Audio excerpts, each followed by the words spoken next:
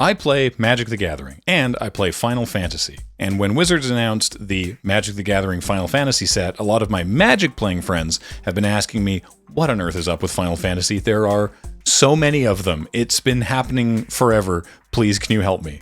And I would love nothing more.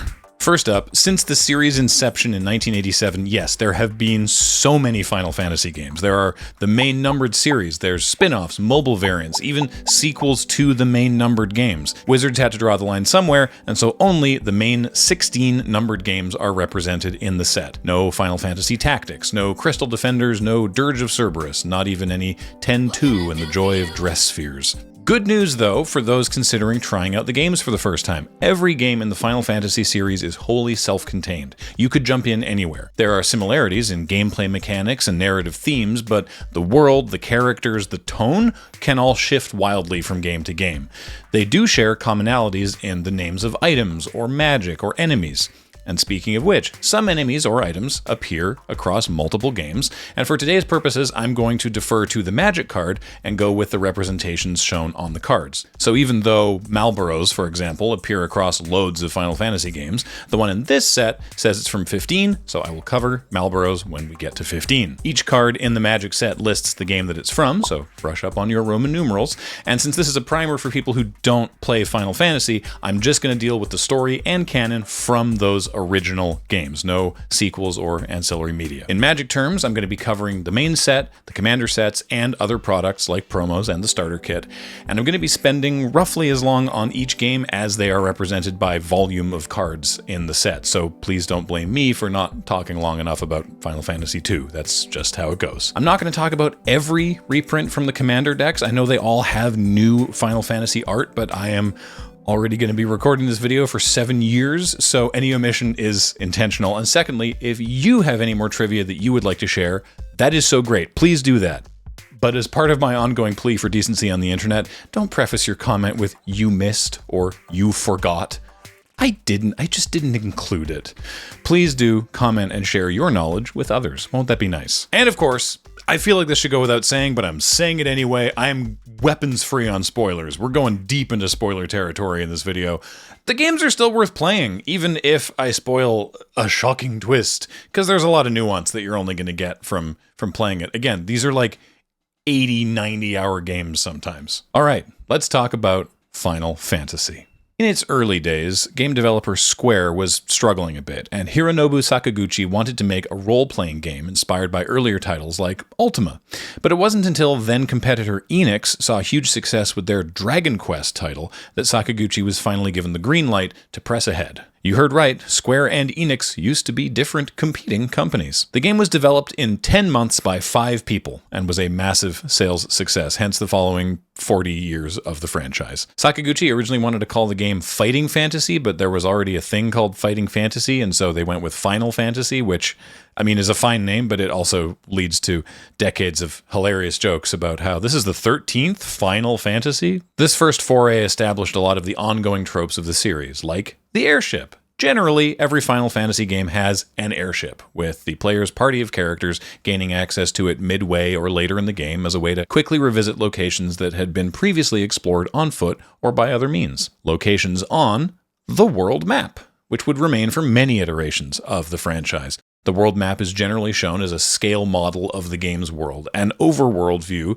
to contrast with the towns and dungeons throughout it. NPCs, or non-player characters, will greet you as you arrive in these towns, full of shops and inns and things to do and people to talk to. There's a lot of talking in these games. And maybe these towns also have a castle. In Final Fantasy I, the 4 Warriors of Light come to Cornelia, each bearing a magical crystal. In contrast to all the future titles, there are no main characters in Final Fantasy, or rather, there are, but the Warriors of Light, as they're called, are not named and predefined people. They are a series of possible jobs. You pick 4 classes and set off on your way. Future titles would mix and remix the notion of characters with defined jobs or flexible roles in the party, but in this game, your options were Warrior, the sword fighter, Monk, the fist puncher, Black Mage, user of offensive magics like fire and ice, White Mage, who heals and cures status ailments, Red Mage, a fighter and spellcaster who can use both kinds of magic I just said, but is worse than the Warrior, the Black Mage, or the White Mage at all of those things. Versatility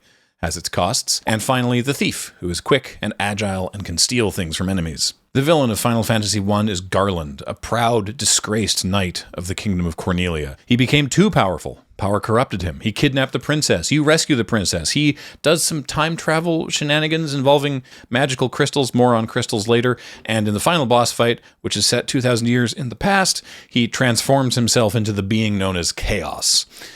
Final bosses being an arrogant or irritating man who turns into a giant hell creature in his second phase is another hallmark of the series. In the end, the Warriors of Light finally defeat Chaos. A fun detail on this card is the typically red warrior is depicted with a rare blue variant armor based off early concept art by Yoshitaka Amano. Final Fantasy II. Hey, that first game worked really well. Let's do it again, but this time more story-driven. In fact, they developed the narrative first and then designed the gameplay around it, choosing not to reuse any characters or locations from Final Fantasy I, which, as I said before, would become a trademark of the series going forward. And so, Final Fantasy II, which was not the same Final Fantasy II that you might have played on the NES because it was never originally released here, and more on that later, was released in Japan almost exactly a year after the first installment, removing the job system to focus on predetermined characters. As I said, this is something they were going to try to balance in future games. Firion is the main protagonist, a member of the Wild Rose Rebellion, out for revenge against the Empire who murdered his parents. Most of the other party members, like his childhood friend Maria, are not depicted here, except for Minwu, the white mage who gives his life force to break the Ultima Seal, and Guy, a himbo raised by wild beasts, who also doesn't get his own card but can talk to animals. Like these beavers. Those are beavers. You just have to trust me that those are beavers. The villain of Final Fantasy II, Emperor Matthias, wants to take over the world, and he will summon demons from hell to do the dirty work for him. And if that won't do the job, he will simply transform himself into the King of Hell? Sure. This is the final boss of Final Fantasy II, to the shock of no one. Starfall is an attack he does that can hurt the whole party. On Crossroads Village, we see the town of Bafsk, where the bad guys are building a huge airship called the Dreadnought. This is Hecteyes, a recurring enemy seen across many titles, so named for its 8 eyes. Please ignore all the other very obvious additional eyes. It's named Hecteyes, not Polyeyes. I don't know what to tell you. Another classic Final Fantasy enemy introduced in this game as a boss fight. It wouldn't even take another full game before Behemoth started appearing as regular non-boss enemies, in that it happens later in this very game. Meeting the same enemy again later, but in different colors or palette swapped, is another thing that they would do a lot of in the early games. This seems like a fine time as any to introduce a man named Cid. Now, I know that in a world of the Marvel Cinematic Universe, we're all very trained on multiversal, alternate dimensional theory, different variants from different universes. That's not what this is. This is not the same guy. So the reason there's one card called Cid Timeless Artificer with 15 different art variants is because there is a character named Cid in every Final Fantasy game from 2 through 16. When they did the Pixel remaster, they sort of like backwards inserted one named Cid into the first game just for completion, but he is not represented here. This is Cid from Final Fantasy II. He is not a major player in the story, but he does have an airship. Random encounter, seen here depicting a Malboro, a Kurel, and an Iron Giant, reflect a recurring mechanic, especially in early Final Fantasy games. While walking around, you have a chance to suddenly find yourself in combat.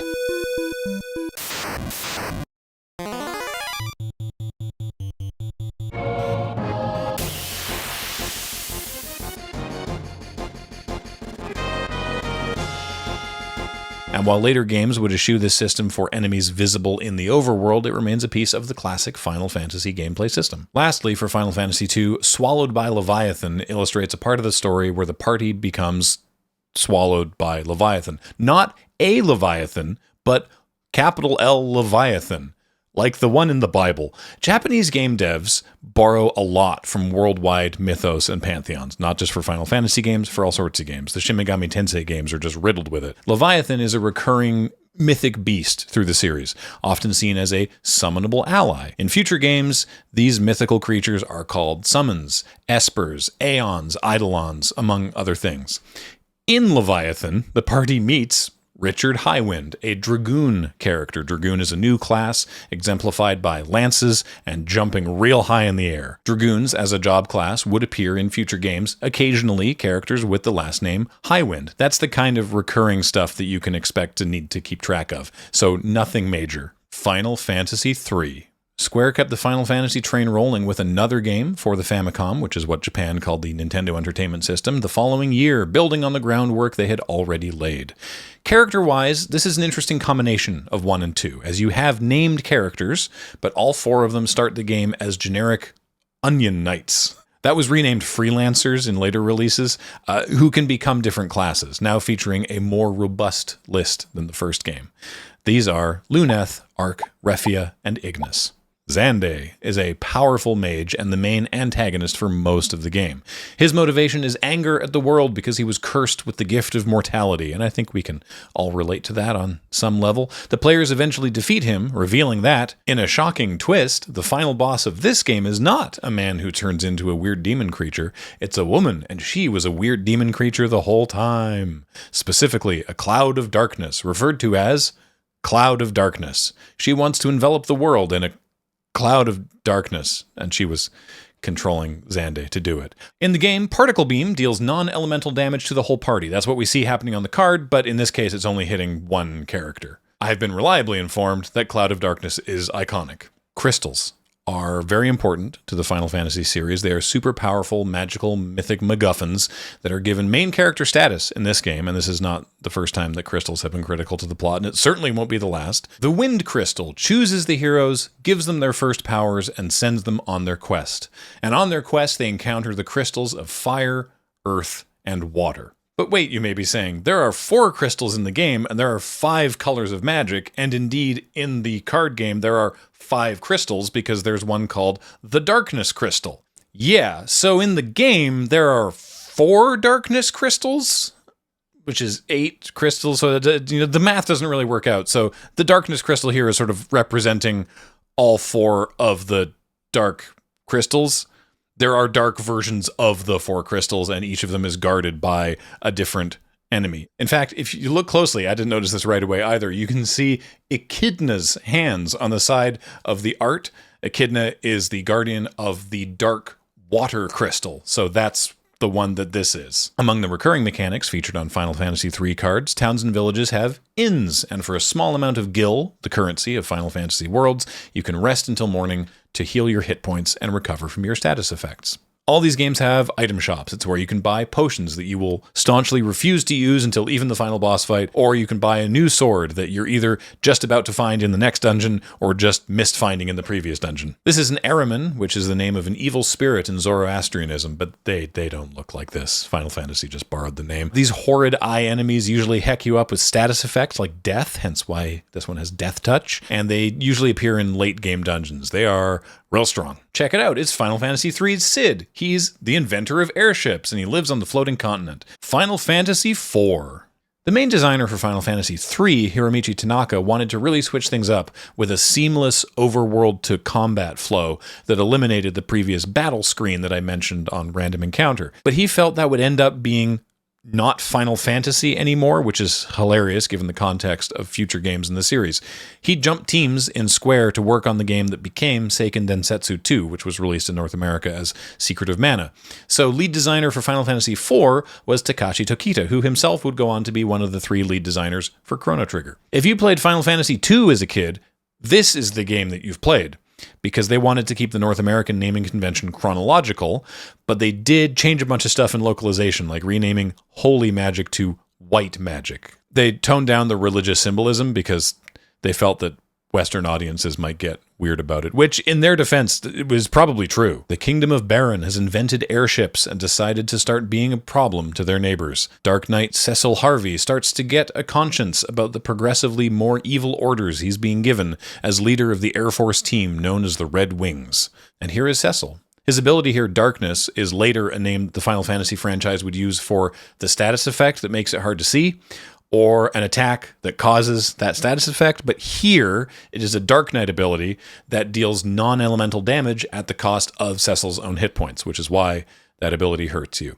And actually, hold up, is it Cecil or is it Cecil? There's a lot of names and words that have questionable pronunciations, things that were only ever written down and didn't have canonical verbalized pronunciations. Or, in the case of Final Fantasy X's protagonist, has a name that is pronounced not in Final Fantasy X, but 2 different ways in 2 different Kingdom Hearts games. Me and Titus, we are gonna do a little exploring today.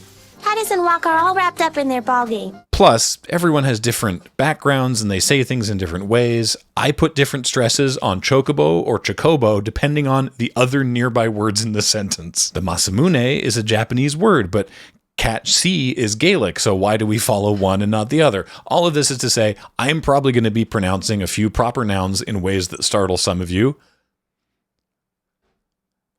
That's the end of that sentence. Partway through the game, Cecil defeats a shadow version of himself and ascends to paladinhood, where he now looks more like the concept art. Protect is a positive status effect that reduces damage taken from physical attacks. Cecil also has an ability in the game called Cover, where he literally jumps in front of incoming attacks to take damage instead of the targeted party member, so this might also be referring to that. Rosa is Cecil's girlfriend. I feel like that undersells it. They're in a relationship. Rosa is a white mage, which is typically a job class for the protagonist's love interest across Final Fantasy games, and that's also why her ability involves lifelink. The reach is just because she has a bow. Rosa is instrumental in the party's success, and at the end of the game, she and Cecil get married. The main antagonist of the game, Golbez, gets put in charge of the Red Wings after Cecil is kicked out, and as you may infer from his ability and the name of his card, he's trying to collect all the crystals and take over the world. Rydia is a summoner, hence her second ability here, which brings back creature sagas, and that's how the Final Fantasy set is representing summon magic. Rydia was a kid, and Cecil and Kain accidentally on purpose, but not intentionally, killed her mom, and then she reluctantly goes with them, and then falls overboard the party's ship, and they think she's dead, but she's actually saved by Leviathan, loving that Bible story, who teaches her how to use her magic better, and also, during that time, she is unstuck in time, so when she eventually returns, she's a grown-ass woman, and all of that is normal and fine. Oh, and she doesn't summon Mist. She's from a place called Mist. She's Rydia of Mist. Like I'm of Victoria, I guess. Anyway, Rydia returns at a crucial boss fight to help the party by summoning a Mist dragon. So I guess actually both of those are true.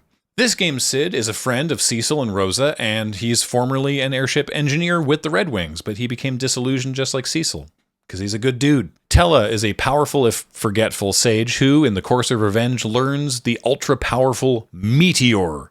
That'll show up again later. He is able to cast it, but at the cost of his own life, hence the end of his ability here. The Meteor isn't enough to defeat Golbez, but it does break his hold on Kain, who had betrayed Cecil, and then rejoins the party. There's that Dragoon jump I mentioned earlier.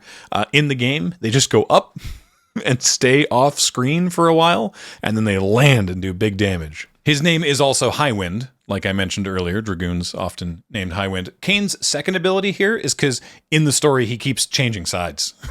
He's ultimately a good guy, but doing a little bit of swapping. This is the final airship you can get in Final Fantasy IV. It is also a whale, and the ultimate villains come from the moon, and they were forcing Golbez to be evil when he's actually a nice guy and Cecil's brother. I just like space whales. Pictured on this promo reprint of Culling Ritual are the 4 archfiends, the elemental lords that serve Golbez.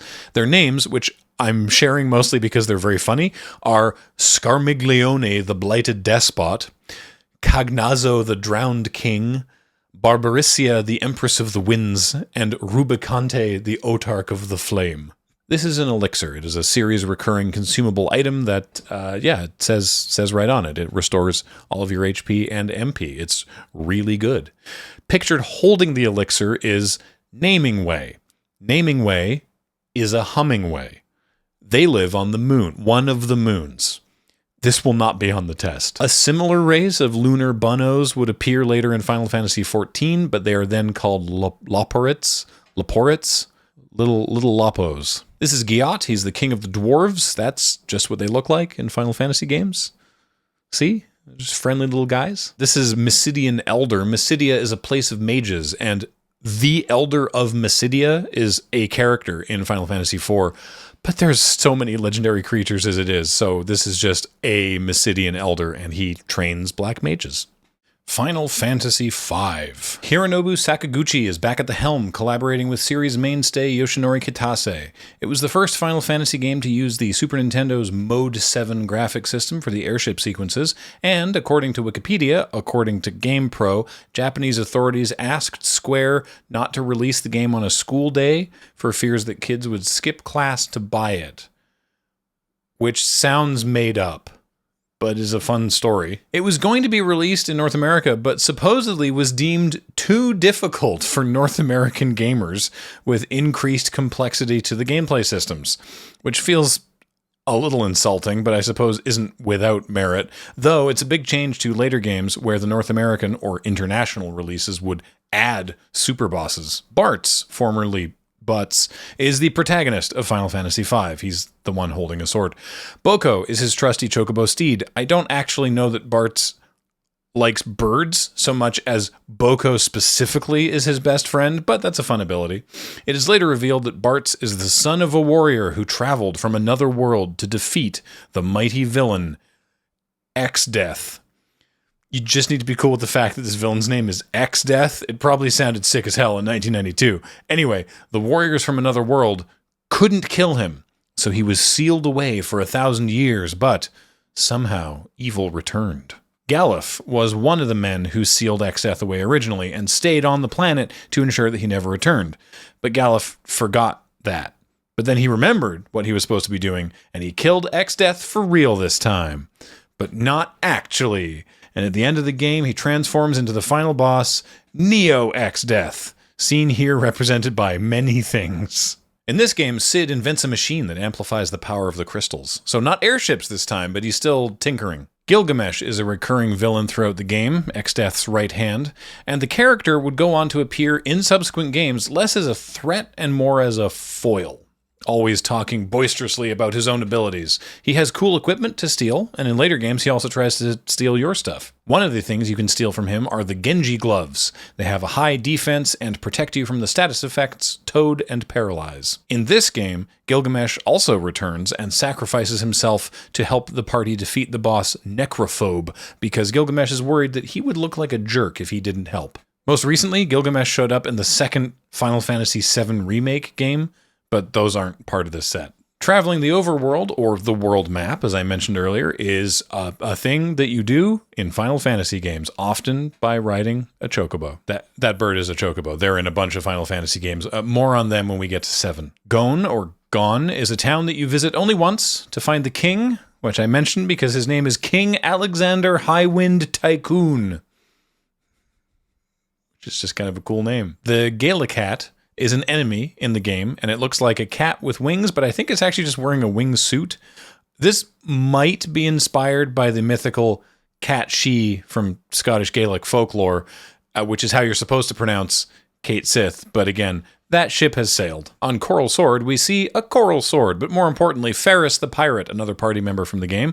The sword has lightning powers, and Magic has used lightning things as shorthand for First Strike in the past. This is Magic Pot, a recurring enemy, very rare to appear. In this instance, they demand an elixir, which, as I mentioned, is a pretty nice item, but if you give them one, then they'll give you 100 AP, which is a great trade. Depending on the game, AP or ability points level up jobs or magic spells or abilities and are different from experience points, which level up general stats like strength and health. This is our first instance of representing how Final Fantasy games deal with magic. While I don't know that it's ever been truly consistent through localizations, Final Fantasy games typically land on this kind of nomenclature for magic spells. A weak version, a medium version, and a strong version named like this: Cure, Cura, Curaga. You'll see more of these later. Another series recurring enemy debuting here as a boss. It pops out of holes in the ground. Presumably that's the land destruction ability. And this is the Tonberry, another series mainstay. To explain what a Tonberry is and why it has these rules,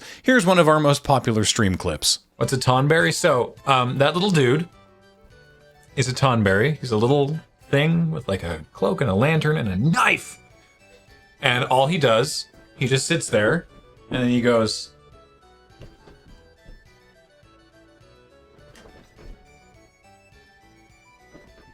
and he stabs you and you die. I don't know that I can explain it any better than that, but yeah, if you get a random encounter with a Tonberry, they just stand there and then on their turn, rather than attacking or using an ability, they just sort of walk towards you, and then when they get close enough, they just stab you once and then you die. So that's what First Strike and Death Touch will do, and then the stun counters. It's very elegant game design.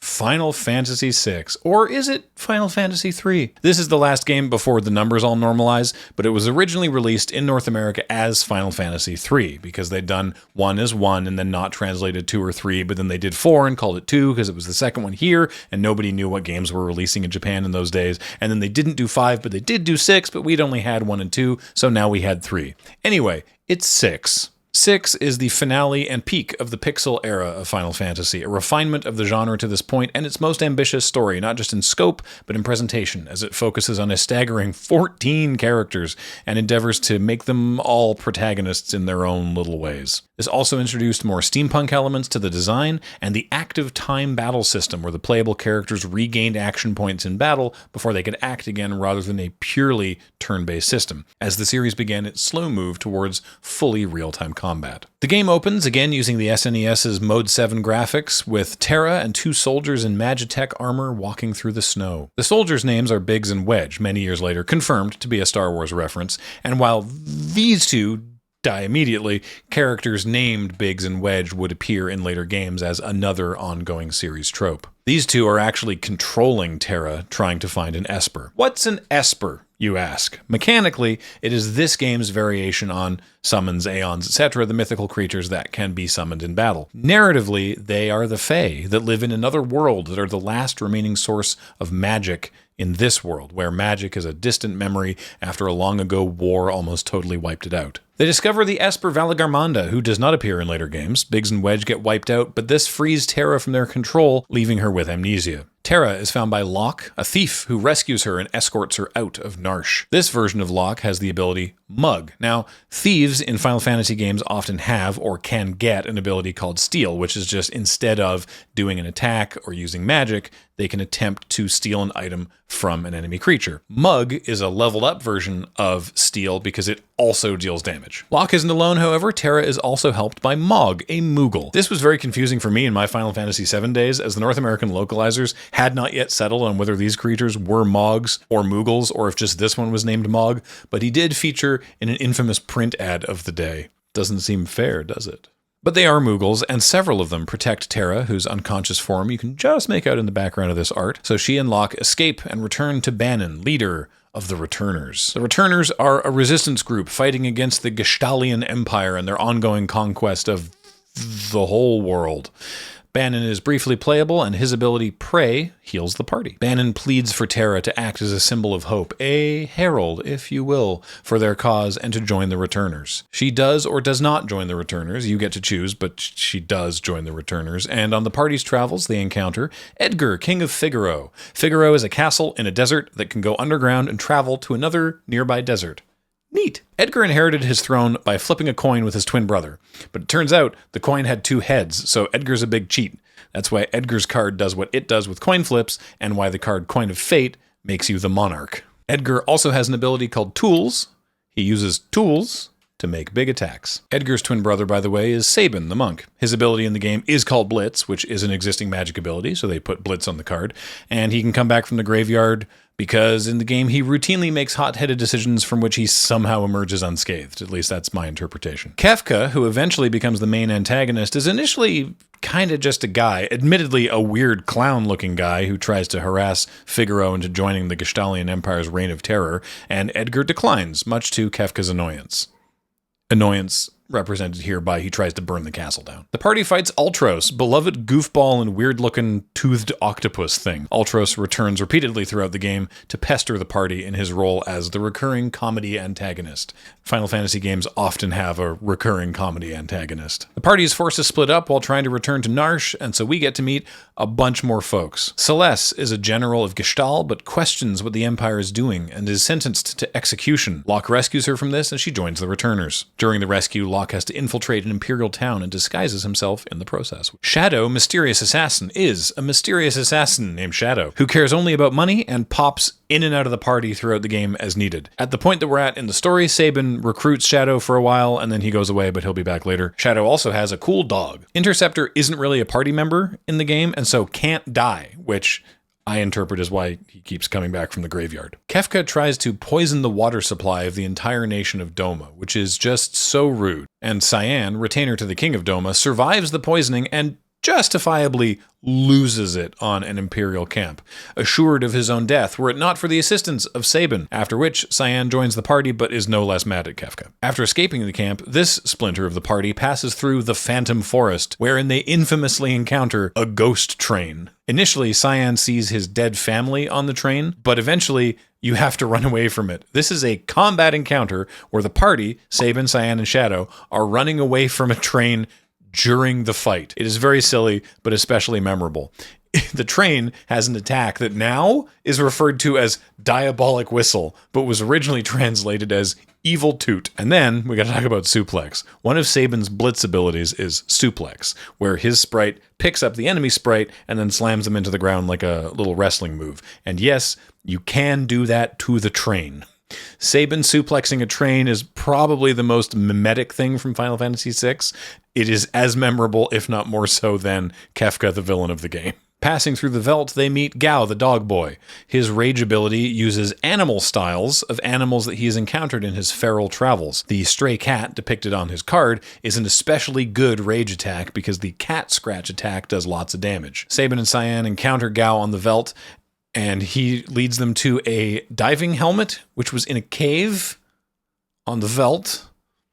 And Sabin needed it to swim in an undersea river back to Narsh. After the party gets back to Narsh and halts the Emperor's second attack, the previously seen Valagarmanda awakes Terra to her Esper form. Yes, Terra is half Esper on her father's side. After this, Terra leaves and the party has to track her down. In Zozo, the party meets the Esper Ramu, who is caring for an ailing Terra. Ramu is uncharacteristically for the series not a specific deity or myth, but a pastiche of a wizard and or thunder god. He shows up in future games as well, but here he tasks the party with rescuing other Espers that are being held by the Empire. To do that, they need an airship, so they need to visit Jadur, where Setzer lives. Jadur is full of assholes. The richest man in the world lives there. May he never know peace. Setzer, however, owns the world's only private airship, the Blackjack, of which his card makes a token, and he's flipping a coin because he's a gambler. He also...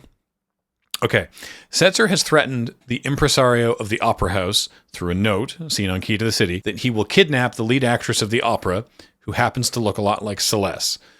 So, Celeste performs the opera and then gets kidnapped by Setzer so the party can strong-arm him into letting them use his airship. At one point in the opera, Ultros appears on stage. This whole sequence is very silly. At this point, the party learns about Magicite, seen on the Final Fantasy VI Sol Ring. Magicite is the crystallized essence of an Esper. It's what they turn into when they die. It's crystals. And speaking of Espers and Magicite, this is Terra's dad. Shh, it's a secret for now. You find his Magicite while infiltrating the Magicite research facility. This is the backside of the Terra's Esper Origins card, because that's why Terra is part Esper. In Final Fantasy VI, Cid is the lead researcher of the Magicite facility, herein depicted standing with Espers and vials as he drains them of their magical powers, and also he's dressed like a banana. Real quick, just to follow you along, Kefka arrives and Celeste saves the party. They escape via minecart, being chased by a monster with wheels for hands. There's a boss fight on an airship. They go back to Zozo. Terra rejoins the party, and the returners don't feel like they have the power to stop the Empire. So they decide to open up the sealed gate to the Esper world,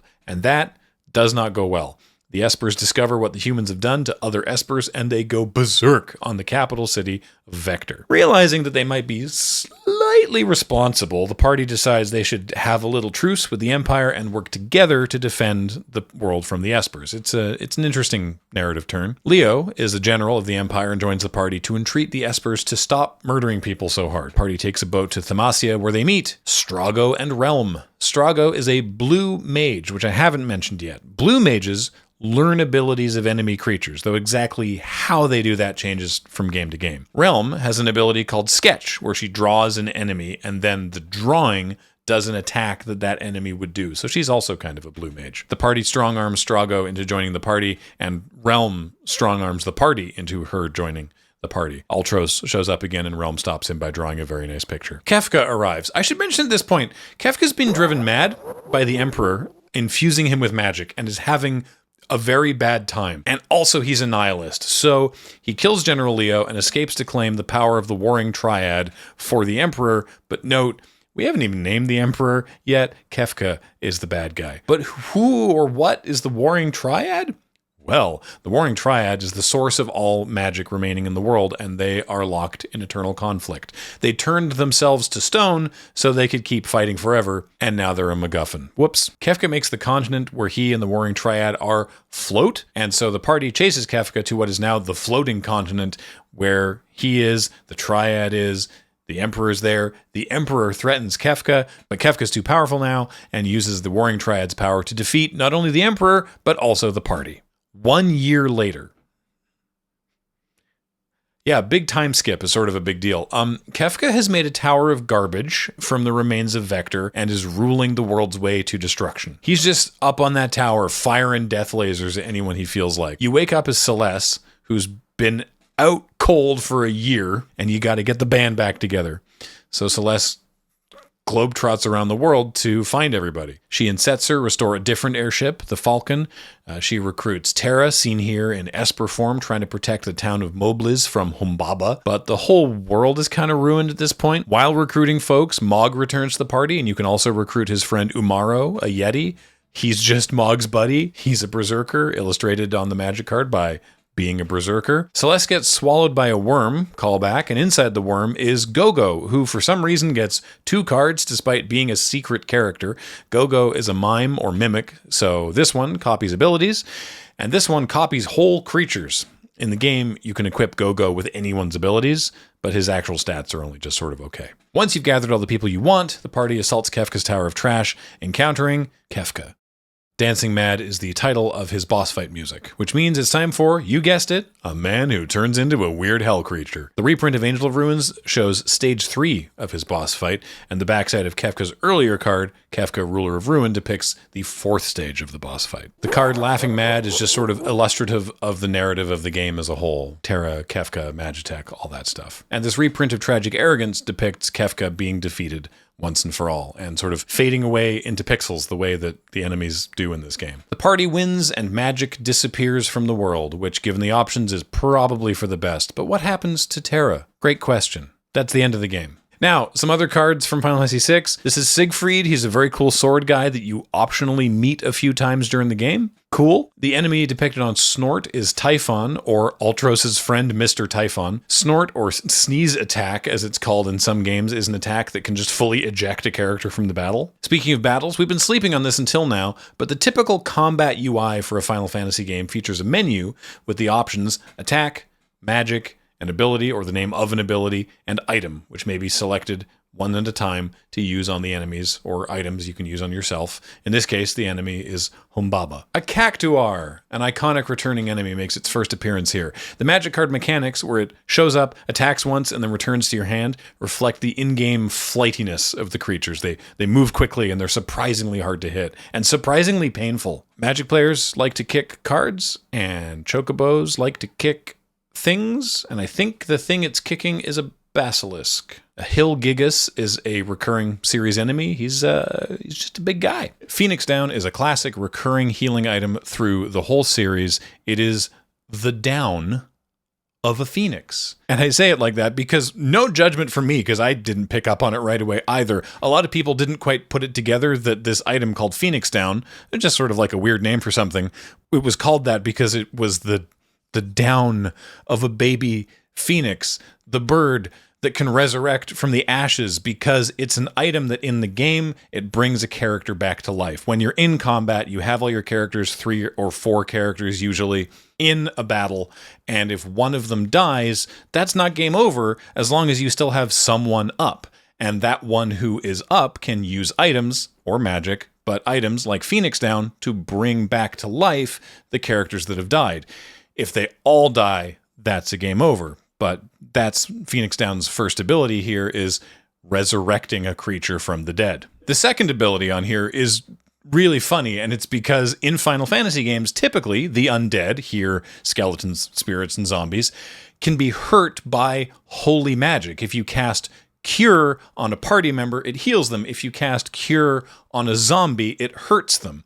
Similarly, if you use a potion on a party member, it heals them. If you use a potion on a zombie, it hurts them.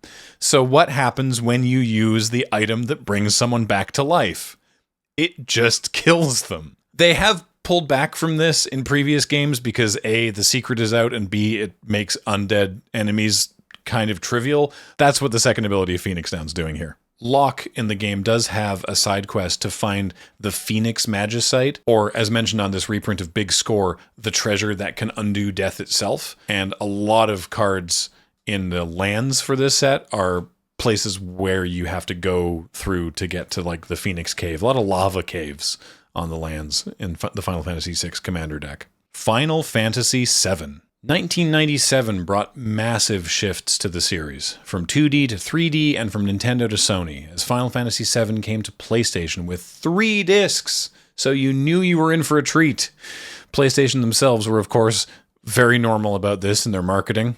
If you can't read it, it says, "Get the people that make cartridge games a cigarette and a blindfold," which is pretty wild. It's up to one soldier of fortune to save the world. If he succeeds, you survive.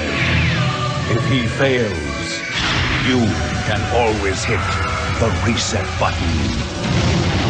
Final Fantasy VII.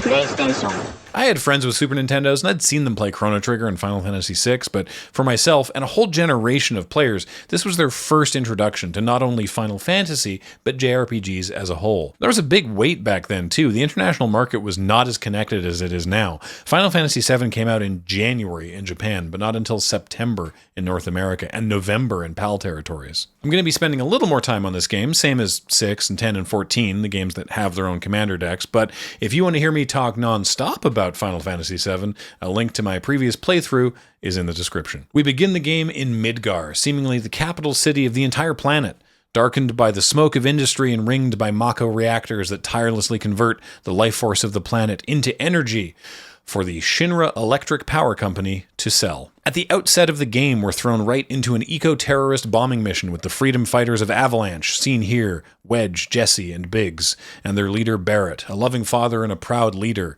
This card recruits new members to their cause, and also he has a gun for an arm, which is why his cards care about equipment. He can attach other things to his arm as well, like this wrecking ball, a big pair of scissors at one point. A commonality you'll see across some of these cards, especially the ones from the Commander deck, is caring about lucky number 7. During the game, if you're able to contrive it such that your hit points are 7,777, the game will proclaim all lucky 7s and you'll start doing tons of damage. The player mainly controls protagonist Cloud Strife, a mercenary who doesn't talk much about his past, but does reveal that he recently left Shinra's Special Forces branch, Soldier. Yeah, the power company, who also runs the town and a lot of the planet, not only has their own military, they have a Special Forces branch of that military with super soldiers who have been directly infused with Mako energy, the aforementioned lifeblood of the planet.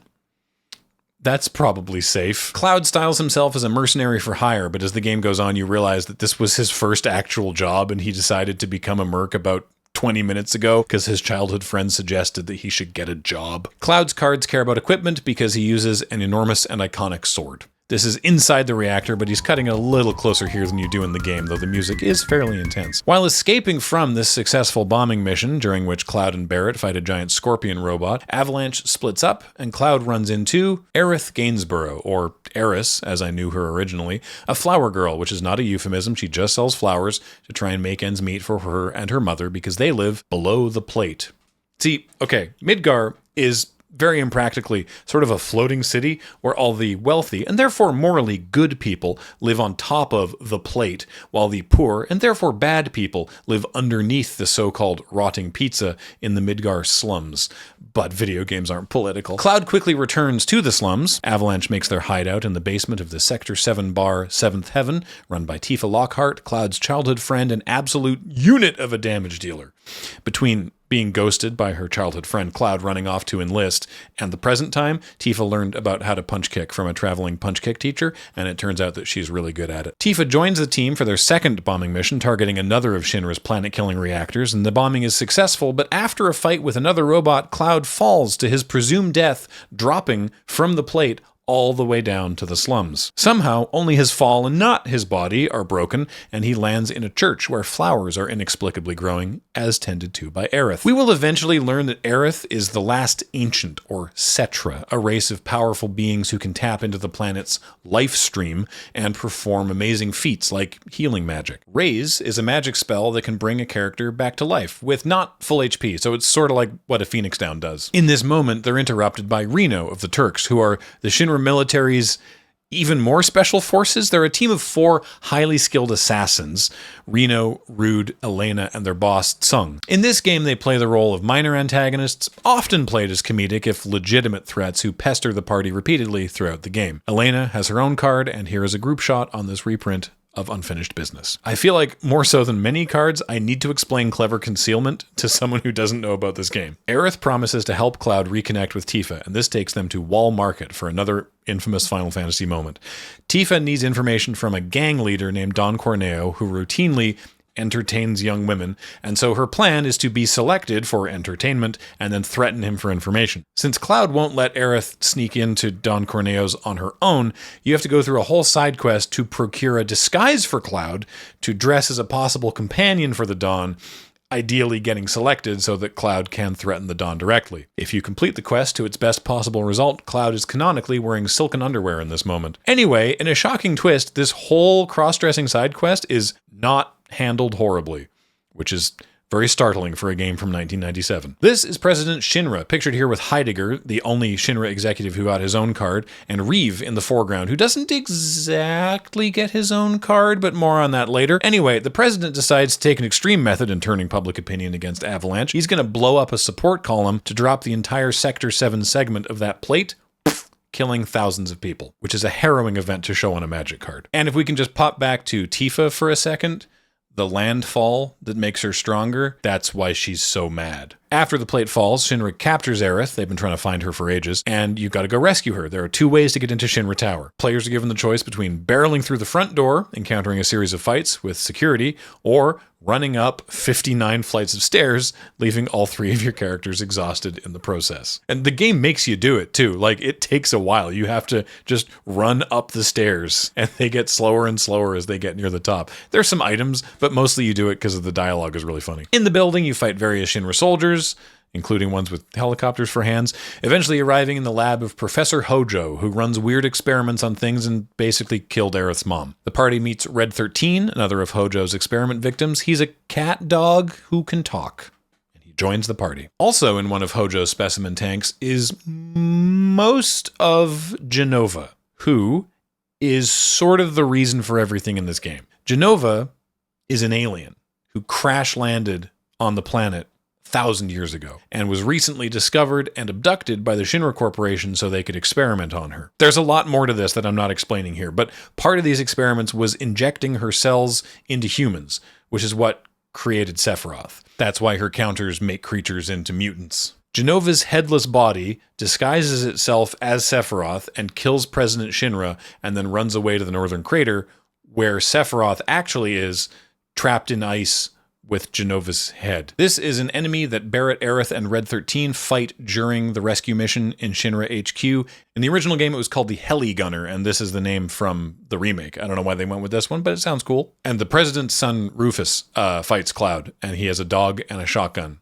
But somehow you get away from him, even though Cloud just has a sword. The party has a high-spirited motorcycle chase and eventually escapes Midgar. They are now on the run, and Cloud is determined that they have to stop Sephiroth. So who's Sephiroth? Once a renowned and publicly beloved member of Soldier, he was a skilled warrior who used a differently big sword that you probably pronounced Masamune if you were also misinformed as a child. Cloud tells the others of his first real mission back when he was with Soldier, when he and Sephiroth went to Cloud's hometown of Nibelheim, during which Sephiroth started reading about experiments that Hojo had undertaken, learning that he had been injected with Genova cells as a fetus and was basically an alien supermutant. The knowledge of this made Sephiroth's mind break, and he burned down the town. Cloud recounts how he killed Sephiroth by throwing him into the life stream beneath the reactor, but now he's back somehow, so they gotta hunt him down. This is an iconic scene from the game. It's one of the pre-rendered cutscenes. It's part of key art. We've seen this image of Sephiroth standing in the burning Nibelheim a lot. It is told as a story. Cloud tells this story, which is why it has flashback. And I choose to believe that mechanically, the reason that you discard your hand and draw new cards only when you flash it back is because Cloud is misremembering this. I don't know if that's true, but that's my theory. There's not much mentioned about reunion across these cards, but during the game, you meet a bunch of robed men who are all mumbling about reunion, and they're all trying to get to the Northern Crater. As it turns out, they are all former soldiers, and so they've all been injected with Genova cells, and they weren't successful like Sephiroth, so the cells are robbing them of their personality and their agency and turning them into shambling zombies that just have this almost cordyceps desire to get back to the Northern Crater and reform all the parts of Genova, including the parts inside their body. I'm honestly surprised we don't see more about the black-robed men across the cards, but Final Fantasy VII is getting plenty of representation. I'm not complaining. They cross the marshlands and find a huge serpent called a Zolom impaled on a tree, leading to the wildly speculative question, did Sephiroth do this? They swing by Fort Condor, an old reactor where a phoenix has laid its egg. If you have the strategy guide, you'll know how to get optional party member Yuffie the Materia Hunter / Thief. When you meet her in a random encounter, she's Mystery Ninja level 32. Hence, she has ninjutsu. And at one point in a side quest, she steals all your materia, as represented here in the Magic Card rules. She uses shurikens and other thrown weapons. In the game, the Conformer's attack power is the level of the enemy you're attacking. So the higher the target, the more damage it does, hence the scaling ability here. Much later, the party also meets Sid Highwind, a dragoon, airship pilot, and would-be first man in space. He's also a tinkerer, hence his working with equipment here. Eventually, the party arrives at the Gold Saucer, a massive theme park complex. Right now, there's mostly just plot to do, but eventually you can come back here and indeed waste oodles of time on the various mini-games and activities in the park. The mini-game square itself is represented here in a hilarious twist on the meaning of game in the reprint of Game Trail. Among the diversions is a chocobo racetrack where you can bet on races and train your own chocobos by racing yourself. More on that later. This art features the jockey Joe and his black chocobo Teo, the fastest duo on the roster, until you get your own birds up to speed. When you do eventually return to the Gold Saucer, one of the, infamous things that you can do is go on a date. Now, depending on what you've done in dialogue leading up to that point, it changes which character shows up for the date, and then you go on the Ferris wheel. The most likely and most common are Aerith and Tifa, but it is possible, if you're very particular about it, to end up with Yuffie on the date, and if you don't engage with the women at all, then Barrett will come with you for a kind of awkward boys' night out. Also at the Gold Saucer, you meet Cait Sith. Now, as I've already alluded to twice, technically, I know it should be pronounced Cat She, but in the remakes themselves, they just say Cait Sith because they've realized that ship sailed years ago, so they gave him a Scottish accent, I guess, so fine. And by they gave him a Scottish accent, I mean the cat, who was riding a giant Moogle, because the Moogle is a robot, and the cat is also a robot who is being piloted by Reeve, the executive back at Shinra HQ. He's trying to help the party, from the inside, even though he keeps this secret from the party until way later in the game. Lucky Slots is Cait Sith's limit break attack. His attacks do with, rolling dice and slots and casino games and luck and all that. And Lucky Slots is weird. It is so powerful. The speedrun categories are different depending on whether you are allowed to use slots or not. The party visits Cosmo Canyon, Red 13's home, where we learn that his given name is actually Nanaki. We learn a lot more about him, but not a lot of it is shown on the cards, so here's a wide shot where we see Red and a statue of his dad that actually is his dad who has been turned to stone, forever protecting the canyon leading to their home. Bugenhagen, who studies materia, tells the party that Sephiroth and or Jenova are trying to find and then use the ultimate materia meteor to destroy the planet. But it can be stopped by the other ultimate materia of the planet itself, called Holy. These are part of a prophecy, which is why the spells have foretell. Upon eventually returning to Cloud and Tifa's childhood home of Nibelheim, the party can find and eventually recruit the other optional party member, Vincent Valentine, who is not a vampire, but has been sleeping in a coffin for seemingly ages. More on the back of Vincent's card when I get to talking about limit breaks. The party heads to the northern crater where they believe Sephiroth is hiding, and Aerith prays as part of a ritual to invoke the holy materia, seen here in a photo taken moments before disaster. Here is Sephiroth's half of that moment. This doesn't go well for Aerith, but I heard that if you give the right items to the Chocobo Sage and then go to the Cave of the Ancients and then spin in circles 3 times and then pop the disc tray open and then put in disc 2 and then put disc 3 back in, that you can get Aerith back in your party. You can't, but we didn't have pre-AI internet to tell you when your friend was making stuff up. There were a lot of conspiracy theories about getting Aerith back. She doesn't come back. Sephiroth does summon Meteor, which then appears in the sky on the overworld and just hangs there for the rest of the game. So the planet's in imminent danger. There is no actual timer though, thankfully. Eventually, the planet gets so angry that the life stream unleashes its ultimate defense, a whole bunch of mecha? It's fine. The planet has kaiju to defend itself. They're called weapons. This is Diamond Weapon. You have to fight it in the game. When they released 7 in North America, they added Emerald and Ruby Weapon as optional super bosses. Diamond Weapon does manage to destroy the Shinra building though, so that's nice. Oh, and Rufus dies. As far as this game is concerned, I think maybe he doesn't die in other things, but whatever. This game, Rufus dies. Eventually, through a whole bunch of not pictured here, the party finishes the final act of the game and faces Sephiroth in the bottom of the crater where Jenova originally impacted the planet 1,000 years ago. And during the boss fight, Sephiroth transforms into a giant hell creature, and then another one with 1 wing for the vibes. And the boss fight music track is called One Winged Angel. His ability Nova here is his ultimate attack, represented in-game by a comet streaking through the solar system, straight up through Jupiter and impacting the planet. But that's not real. That's just sort of like a representation of it. Eventually, you defeat Sephiroth, culminating in a very anime showdown between Cloud and human Sephiroth, presumably all a vision of Jenova in the life stream, and the party escapes the exploding crater, Jenova destroyed, and the meteor stopped. And we don't find out what's next for the party, but we know that ultimately the planet survives because after the credits, we see 500 years later, Nanaki and his descendants approach a ruined, abandoned, and overgrown Midgar. We don't even know if humans survived, but the planet did. Now, me? Gongaga. Got out of context. It's one of the funniest things. Before we zip back through the rest of the Final Fantasy VII cards, we do need to talk briefly about Zack. He's from Gongaga. Me? Gongaga. Zack has become a much more fleshed out character in various other Final Fantasy VII media. There's honestly very little of him in this game. In fact, you have to really go out of your way at a specific point in the game to find out what really happened. And what happened was Zack and a very messed up Cloud managed to escape from the Shinra mansion in Nibelheim, where they had been held and experimented on for years, and they were able to nearly get home to Midgar. They're attacked by Shinra soldiers, and Zack tells Cloud to go on without him, gives Cloud his Buster Sword, and Cloud, in his mentally damaged state, just imprints all of Zack's memories onto himself. Cloud believes he was Soldier First Class. He wasn't. Zack was. Cloud remembers being in Nibelheim all those years ago because he was there, but just as a random Shinra grunt. He hadn't made the grade.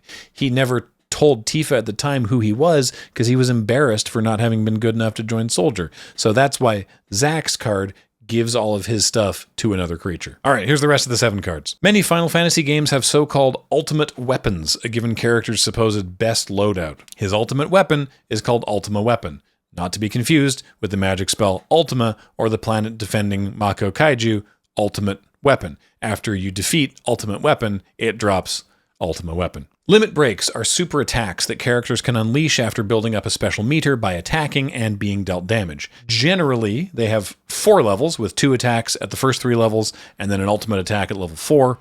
Cross Slash is Cloud's second level 1. It attacks 1 enemy. Blade Beam is a level 2. It attacks multiple enemies. And his ultimate Omni Slash is just like 14 or 15 hits that can hit everyone. It's really silly. Tifa's Limit Break is different in that it's additive. Each new ability happens in sequence after all the previous ones, leading to an enormous chain attack. But Somersault, Meteor Strikes, and Final Heaven are 3 of them. Pictured here, she's doing a somersault on Don Corneo's weird sewer pet boss fight, Apps. Vincent's Limit Break is that he turns into various monsters, some from other franchises, kinda. Level 1, as seen on the back of his main set card, is the Galian Beast, who kinda looks like Behemoth from earlier. Level 2 is Death Gigas, who is just legally distinct Frankenstein's monster. Level 3 is Hellmasker, who's like a mashup of Jason and Leatherface. And then his ultimate is Chaos. Hey, look, it's Chaos from Final Fantasy I. Neat. Different kinds of materia do different things and grant different abilities to characters when you put them in your character's weapons. This is the red summon materia that can be used once per battle to summon a mighty beast who unleashes a powerful attack. These are the same creatures seen elsewhere as Espers and Aeons. Pictured here is Bahamut. More on Bahamut later.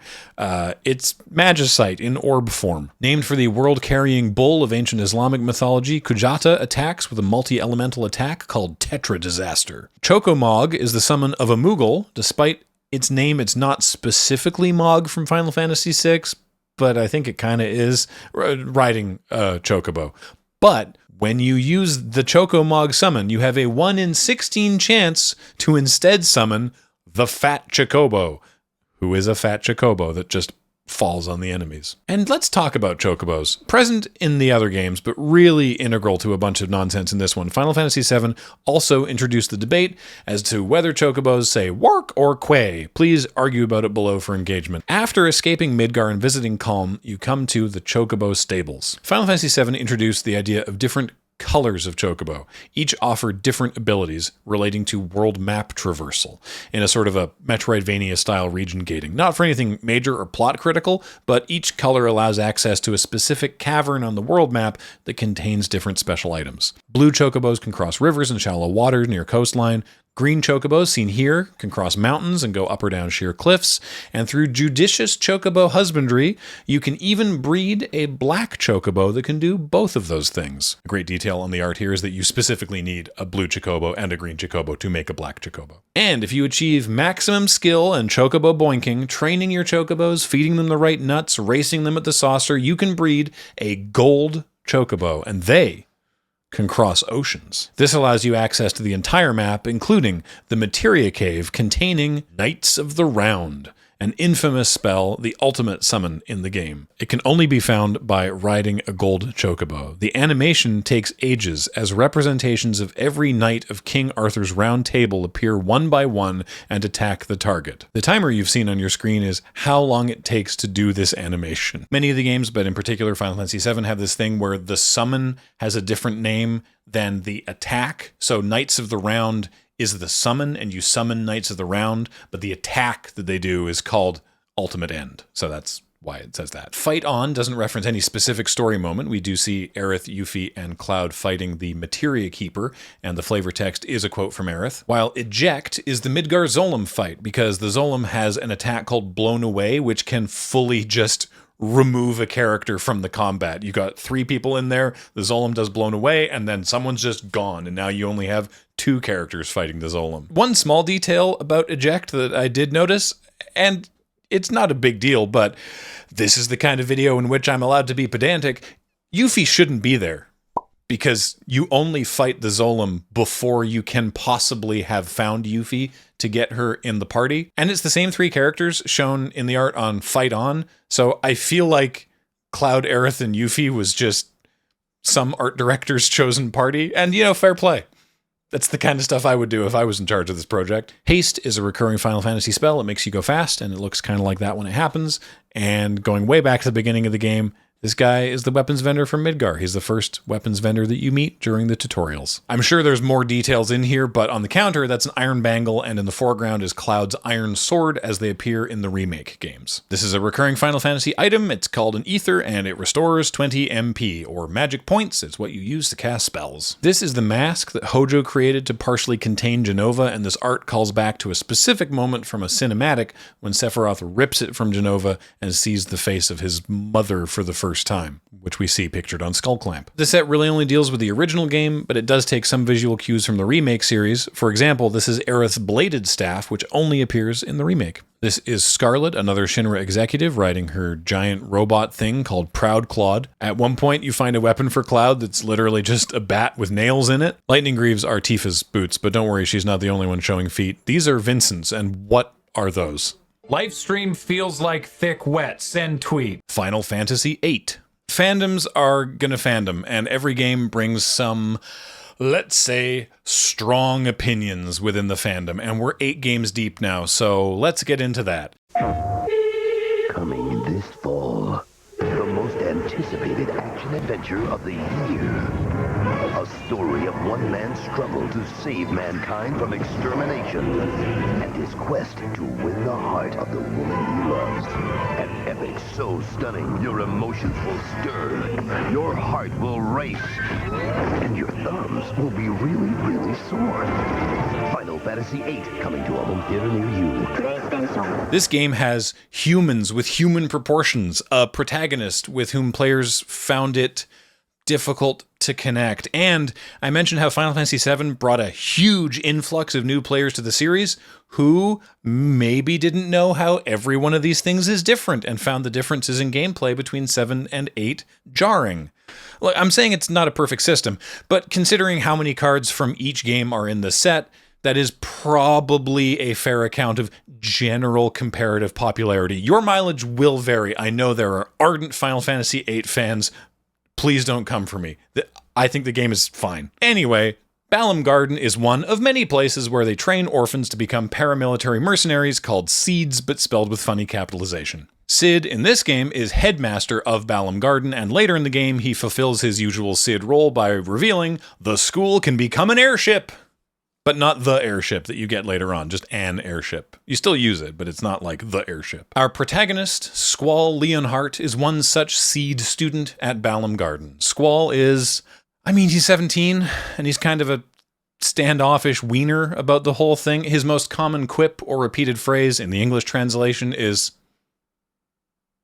whatever. Which I guess is very late 90s disaffected teen, but it actually made it really difficult to connect with him. He opens up a bit later in the game, but it's somewhat of a slog to get there. Rough Divide, apart from what I will have with many viewers over my opinions of this game, is Squall's starting limit break ability. Alright, I gotta pause here for a brief IRL side quest that I undertook while preparing this video. See, I had it burned into my brain that there was an old webcomic from around the time the video game came out in '99 that basically went, oh no, they've replaced Squall with a plank of wood. How can you tell? They took his amulet. But I could not for the life of me find it. There just weren't that many 3-panel webcomics going in 1999, and it wasn't any of the ones I could find. I asked on our Discord. I asked on Blue Sky. Nobody could find this comic. Even people that remembered it. Other people remembered it. That part was key to my continued sanity. It wasn't just something I invented. Paul and I both felt like it had been part of a JRPG webcomic called Adventurers by the artist and writer Webrunner, or Runner. However, Adventurers was a narrative with a cast of characters, and it wasn't a video game gag strip. But Runner had briefly done a gaming gag strip, and indeed, the last entry in Game.h, buried deep on Runner's website, was the strip I remembered. There. We can all relax now. I'm just so happy to have found it. Anyway, yeah, Squall's kind of a bore. This is Cypher. He's Squall's rival. Again, these are teenagers. The whole party is like a late 90s TV drama populated with attractive and aloof fashion models. The game opens with these two dueling with their gun blades, swords that are also guns, in a very over-the-top duel that is also a school test. He's playable once, but he's not really a party member, and indeed, he is a boss fight 4 times. It is unclear how much of his hatred for Squall and his fellow orphans is inherent or caused by the influence of Ultimisia, who we'll discuss in a moment. By the end of the game, he seems cool with everybody else. Even their teacher. This is Quistis? Keistis? We'll go with Quistis. She's literally one of the teachers at Child Soldier Academy, and she's only 18, which only makes it 1 point less creepy that she starts flirting with Squall. It's also after graduation, so that's 2 points off the still being very weird meter. She became a seed at age 15 because she's just so dang smart. She's a blue mage, and her limit break is called Blue Magic, represented here with the spell copying ability and represented in-game by her eating random stuff to learn spells. The only party member who wasn't at the same orphanage as everyone else, Renoa, is a member of a resistance fighting group, partly because she believes in the cause and partly to make her dad angry. He's in the military that she is opposing. She manages to convince Headmaster Sid to let her hire 3 seeds because it's all they can afford to help their cause, and this starts to kick off the plot. She was also in like a situationship with Cypher and is a love interest for Squall through the game, so there's a lot of love triangle angst, but more importantly, Renoa has a dog named Angelo who has his own token, and he's very good. One of her ultimate attacks is indeed called Angelo Cannon, during which she throws Angelo towards the enemy. It's great. This is Zell, who is also a party member. He's a hothead and a goofball and generally a foil to Squall from a personality perspective. He's made smart face tattoo decisions, and I'm not sure that his abilities connect with his character. Except he would be a monk because he does fist punching. This is Adia, who only appears on a special guest printing of Teferi, which is kind of wild because she's the antagonist for a bunch of the game. She also isn't the headmaster, but she runs the school. She founded the school where these orphans are training. She was also the matron of the orphanage where all the party members except Renoa were raised.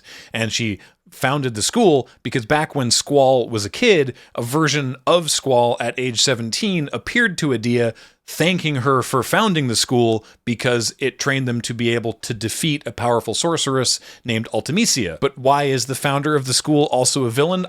Well, because it turns out she is being controlled by the aforementioned Ultimisia, a time sorceress. She wants to use preposterously powerful magic to compress time into a single point and then just fuse herself with time, thereby ruling everything forever. It's probably the most just eye-crossingly timey-wimey plot in all of video games.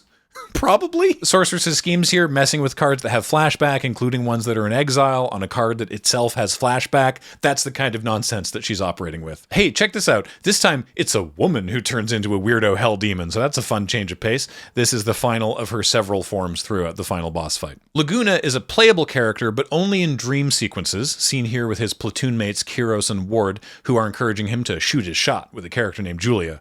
Time, like I said, gets weirdly compressed in this game, and the things that you do in these dreams, or are they flashbacks, can affect Squall and his party in the main timeline, or is it the future, or the past? Laguna might be Squall's dad. This is Squall's ultimate weapon, but unlike Cloud's ultimate weapon, the Ultima weapon that drops from Ultimate Weapon, this is a sword called Lionheart that unlocks Squall Leonhart's final limit break, which is called Lionheart.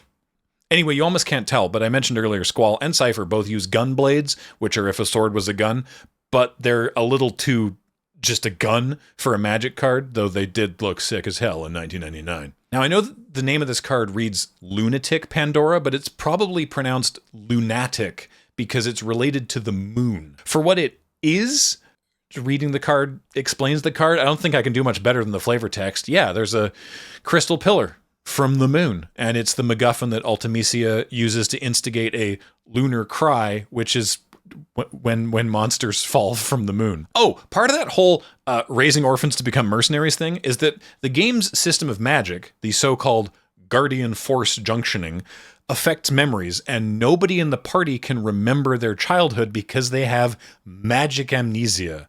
Except for Irvine, who never went to teenager soldier school, and so he kept all of his memories, but chooses not to mention this until it was narratively impactful. And for this silliness, he has been banished from having his own card. Depicted here are Squall and Selfie, who also doesn't have her own card, presumably in her case as punishment for her silly hair, and the two of them are remembering that the whole party were orphans together. This also has flashback. That's very clever. XATM092, or the Black Widow, is a boss that keeps chasing the party, and if you run away wrong, you have to fight it. So that's why it can only be blocked by 3 creatures, and it keeps coming back. This is Ifrit, the go-to summon Esper Aeon of Fire.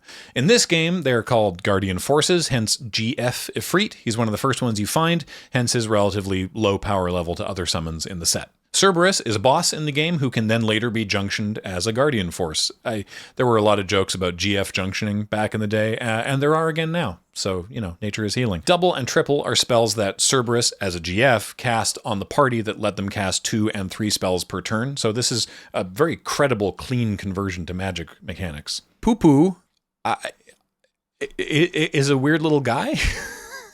Like this guy is not major in the game. He's a fun little optional weirdo who sometimes shows up in combats, but not like to fight, like in the background abducting things with his like tonally inconsistent UFO. During one encounter, he's carrying a pyramid.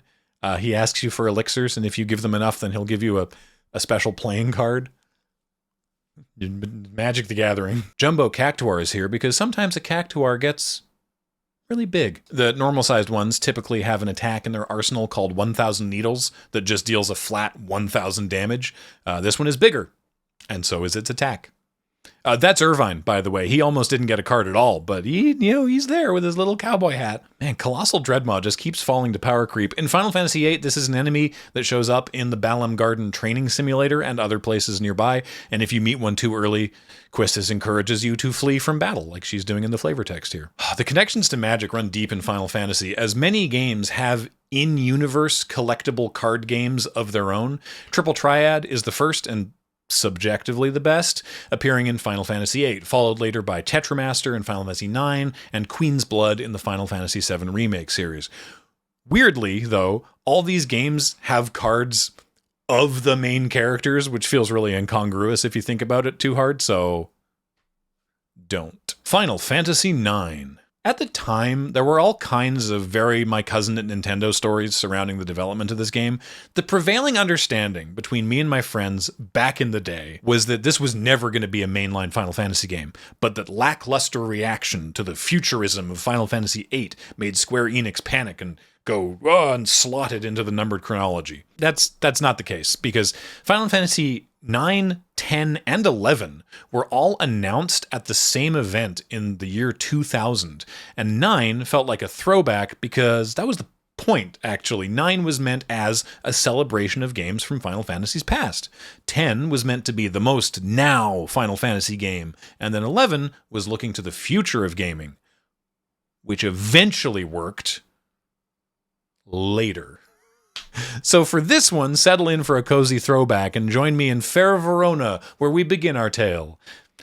In this game, it's called Alexandria, and this game isn't Romeo and Juliet, but it's got some of that feeling kind of at the start. The Prima Vista is the airship of the Tantalus Theater Troupe, and at the outset of the game, it arrives in Alexandria. Zidane is an opportunistic thief. He's got a tail and a knife and a positive outlook, and he'll help you if you're in trouble, because that's the kind of golden retriever that he is. His upbeat personality is a big shift from the last two protagonists, and they're very dour brooding. Not that his story doesn't get improbably weird and dark as it goes on, but hey, it's a nice start. Garnet Till Alexandros the 17th is the Princess of Alexandria. She's got a classic character arc of going from a naive, sheltered girl who's never been outside her own castle and growing into a clever, knowledgeable hero in her own right. Critical to the plot and the mechanics of her card, she eventually learns summoning magic, but for now she would just really rather not be dealing with her mom, because Queen Bran, ruler of Alexandria, is starting to go a little funny. In the game, she's the early threat, but she's not the ultimate villain of the game. Her ability here to create black mage tokens is part of the ongoing plot where she invades the surrounding countries with her army of black mages. The creation of almost mindless black mages is also an ongoing threat throughout the early game. So Garnet, clad here in a white mage robe from Final Fantasy I, comes up with an unusual idea. Get kidnapped. Well, there's more to it than that. Zidane was trying to kidnap her anyway for real, because he and the entire theater troupe of miscreants had been hired by Final Fantasy IX's Cid, pictured here, to rescue Garnet from Alexandria. Cid lives in neighboring Lindblum, and he's kind of Garnet's uncle/guardian, and he's pretty sure that Queen Bran is going bad ways. When you meet him, he's an insect called an oglop, but this is after he gets better. Later in the game, Lindblum gets invaded by Alexandria and Bran's mages, hence the adventure Mage Siege. Anyway, after evading Zidane, Garnet says, okay, fine, kidnap me, but take me to Lindblum. And he's like, that was the plan anyway, so it works out well for both parties. Now, this isn't free, because Garnet has a dedicated and loyal bodyguard in the form of occasional slapstick relief, Adelbert Rusty Steiner. While an ongoing foil for Zidane and his advances, not that this is a romance, but, you know, he's shooting his shot, Steiner serves the princess herself, not the queen, and so he reluctantly goes along with the party's nonsense. Steiner's ultimate weapon is called the Excalibur II, and you can only get it if you rush to where you find it, which is near the end of the game's final dungeon. And you have to do that within the first 12 hours of in-game time. So that's diabolical. I made a post on Blue Sky that to really capture the mechanic, this would have to be like a 6-drop sword, but you're only allowed to cast it in the first 3 turns of the game. And also in the party is Vivi, whose first act of the game is to accidentally set Garnet on fire. Vivi is a black mage, but doesn't really know what that means. And the party's ongoing encounters with seemingly soulless black mages that are shaped just like him is a real existential crisis for the little guy. For a game that seems like so throwback cartoony, and especially a character that's just 2 little eyes under a big hat, Vivi's struggling with the knowledge that he's an artificial life form created as a weapon of war has to be one of the more harrowing character arcs of any Final Fantasy game, and even now, I think I'm underselling that. Vivi's great. Discovering that Garnet is being removed from Alexandria, Queen Braun opens fire on the Prima Vista with bombs. Not that kind. This kind. Bombs are not new to the series. They've been a recurring enemy. They get larger and larger as you hit them, eventually exploding, dealing huge damage. In most Final Fantasy games, that move is called self-destruct, but in 9, it's called blow up. And this causes the Prima Vista to crash in the evil forest. The party escapes the forest. They're continually pursued by black mages. They hop a cargo ship to Lindblum. They encounter progressively stronger mages called Black Waltz number 1 and number 2, and then the strongest, Black Waltz number 3. This is an early game boss fight, though you do fight him twice. Also, he can talk, and this, combined with Black Waltz's wanton murder of the other soulless black mages, only messes Vivi up further. He won't attack Garnet, though, and so if your other party members die and she's the only one left up in the combat, he'll just keep hitting himself. In Lindblum, they meet Freya, who you'll be able to spot by now, is a dragoon and also a rat person. Freya's cool. After meeting with Cid, but he looks like a bug, don't worry about it, the party learns that another neighboring kingdom, Burmecia, is being invaded by Queen Braun and her mages. On their way to Burmecia, the party meets Kina, the blue mage. They learn enemy skills by eating things, especially they like frogs. Love frogs, hence the ability. A lot of players don't love Kina for some reason, but I think Kina's great. The party gets to Burmecia, where they are again cornered by black mages. There's actually several times that this happens. This could be any one of those times. They also get walloped by Beatrix, the general of Alexandria. Beatrix is like if the recurring comedy antagonist wasn't actually played for laughs and was also literally unbeatable, i.e. you fight her 3 times and she just can't die. There are a couple more party members who didn't make the cut for magic cards, but let me also introduce the main villain, Kuja. Now the card is named Kuja Genome Sorcerer, but the genome thing is meant to be a secret. Whatever, I said we're weapons for spoilers. So I'll tell you, Kuja's ultimate plan is... Okay, there's another smaller planet called Terra, not her, inside the planet we've been talking about, called Gaia. And the ruler of that planet, Garland, no, not him, is trying to assimilate Gaia into Terra. Kuja doesn't want to stop that. He wants to take over and be in control when it happens. Eventually, Kuja takes over for Queen Braun on account of her being dead, because he stole the idol and Bahamut from Braun, who herself stole it from Garnet, and he invades Alexandria. But wait, Alexandria was itself an Eidolon all along.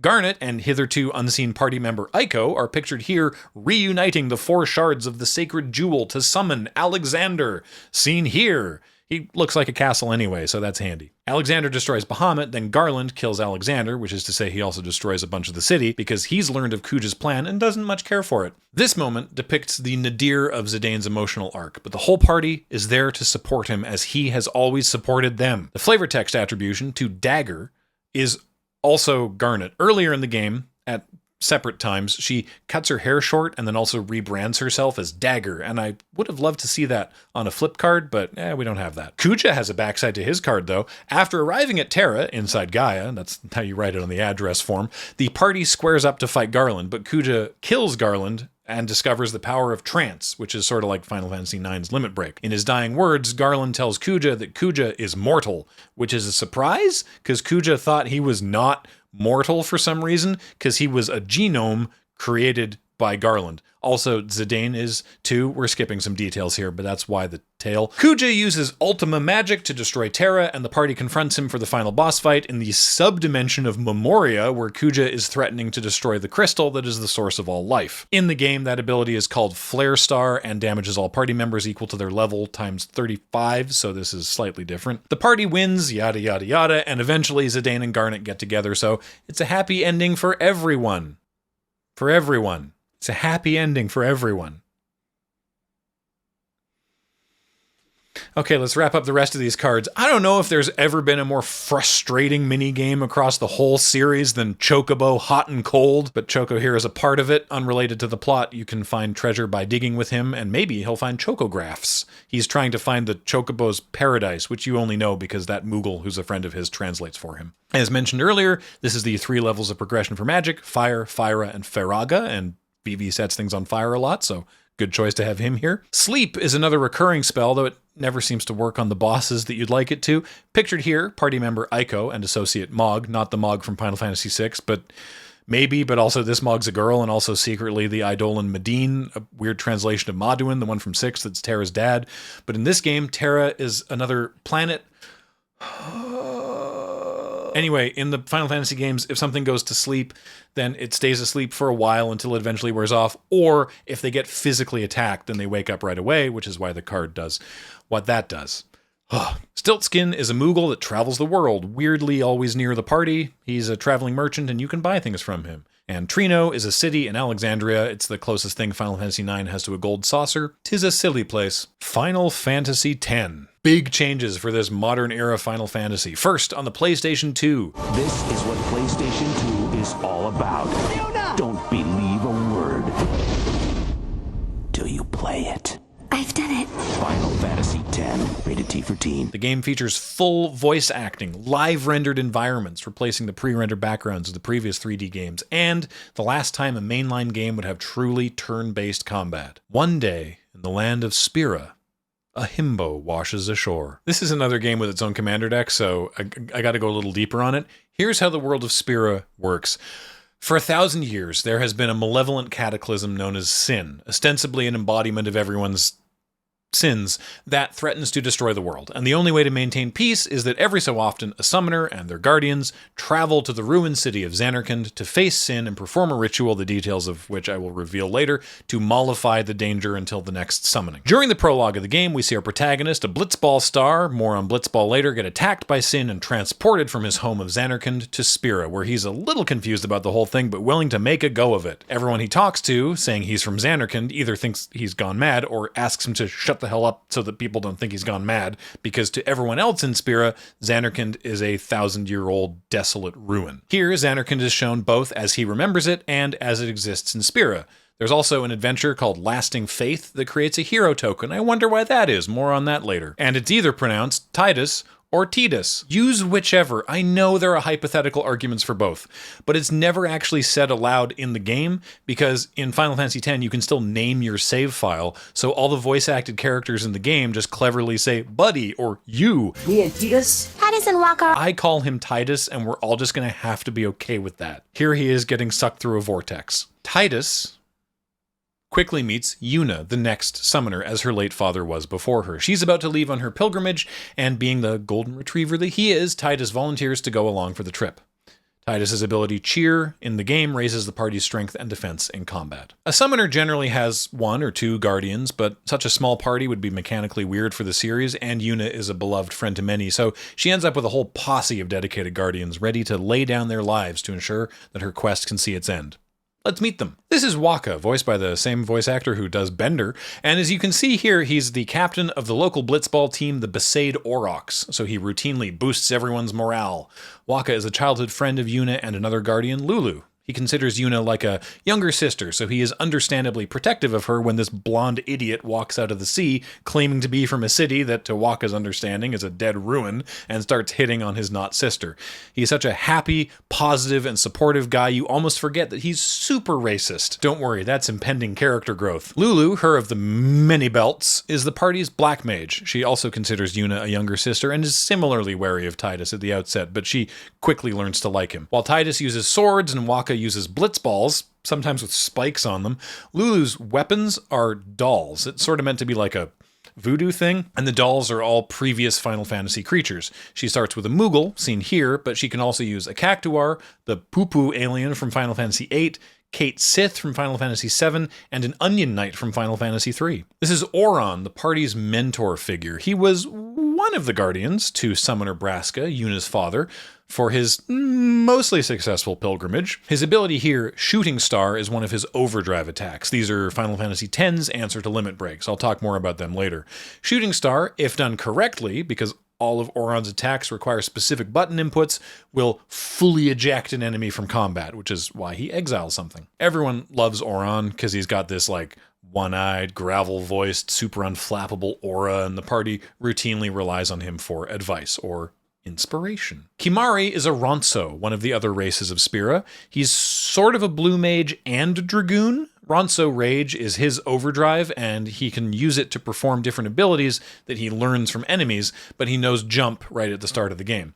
Despite the name Ronso Rage, Kimahri is honestly a really gentle and loyal friend, but he super doesn't trust Tidus at the start. He doesn't even speak to him for a while. And finally, Riku is the party thief, and she has the steal ability. Riku is also an Albed, another of Spira's races, and the one that Wakka hates.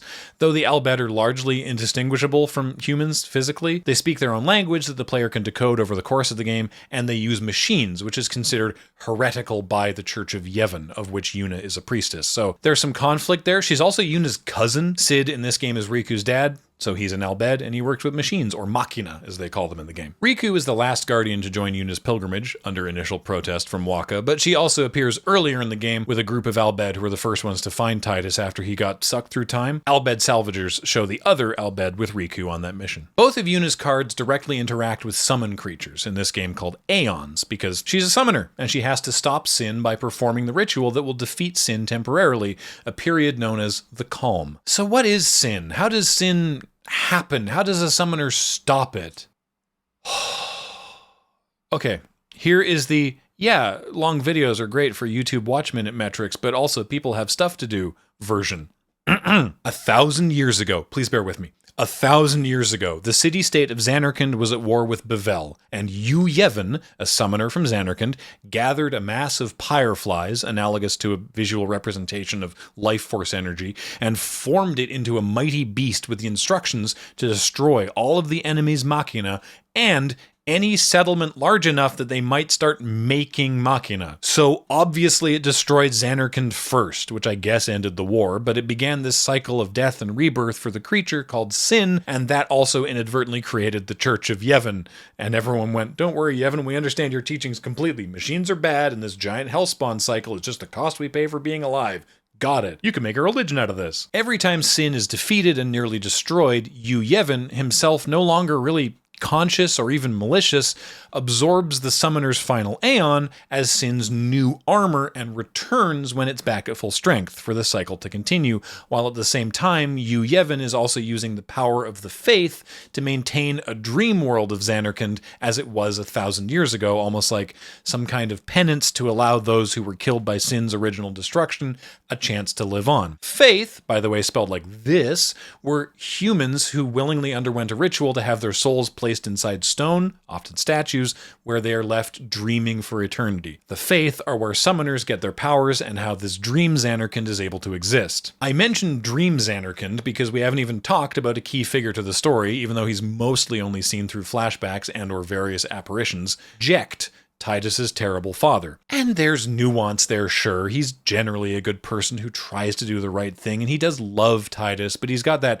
really cliched single father, tough love, bully your child trope that just sucks. He also got vorped out of his life as a star blitzball player and plopped down in Spira, where he eventually became guardian for the previous summoner, Braska, Yuna's dad. So here's where it all comes together. I mentioned the Aeons, the game's summon creatures, but all the Aeons used to be people, and I mentioned that Yu Yevon takes over the summoner's final Aeon for its next form. The final Aeon is the mightiest summoner the summoner can summon, usually someone with a connection to them.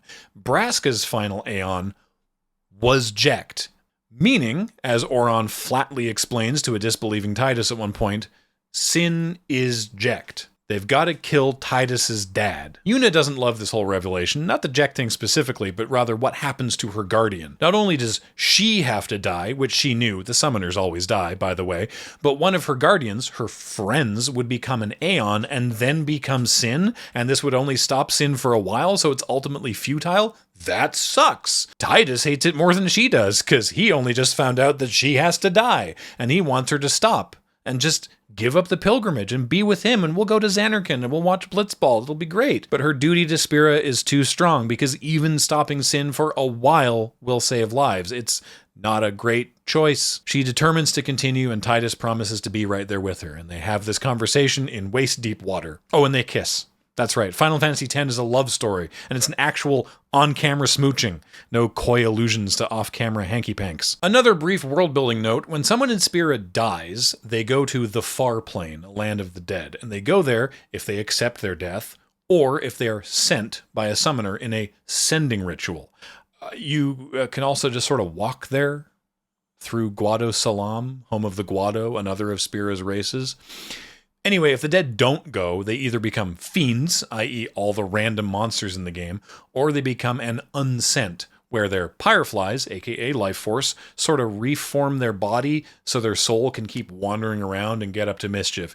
You usually become an unsent if you're a real dingus. Maester Seymour Guado is a religious figure who has some amount of political sway over Spira and acts as the early to mid-game antagonist.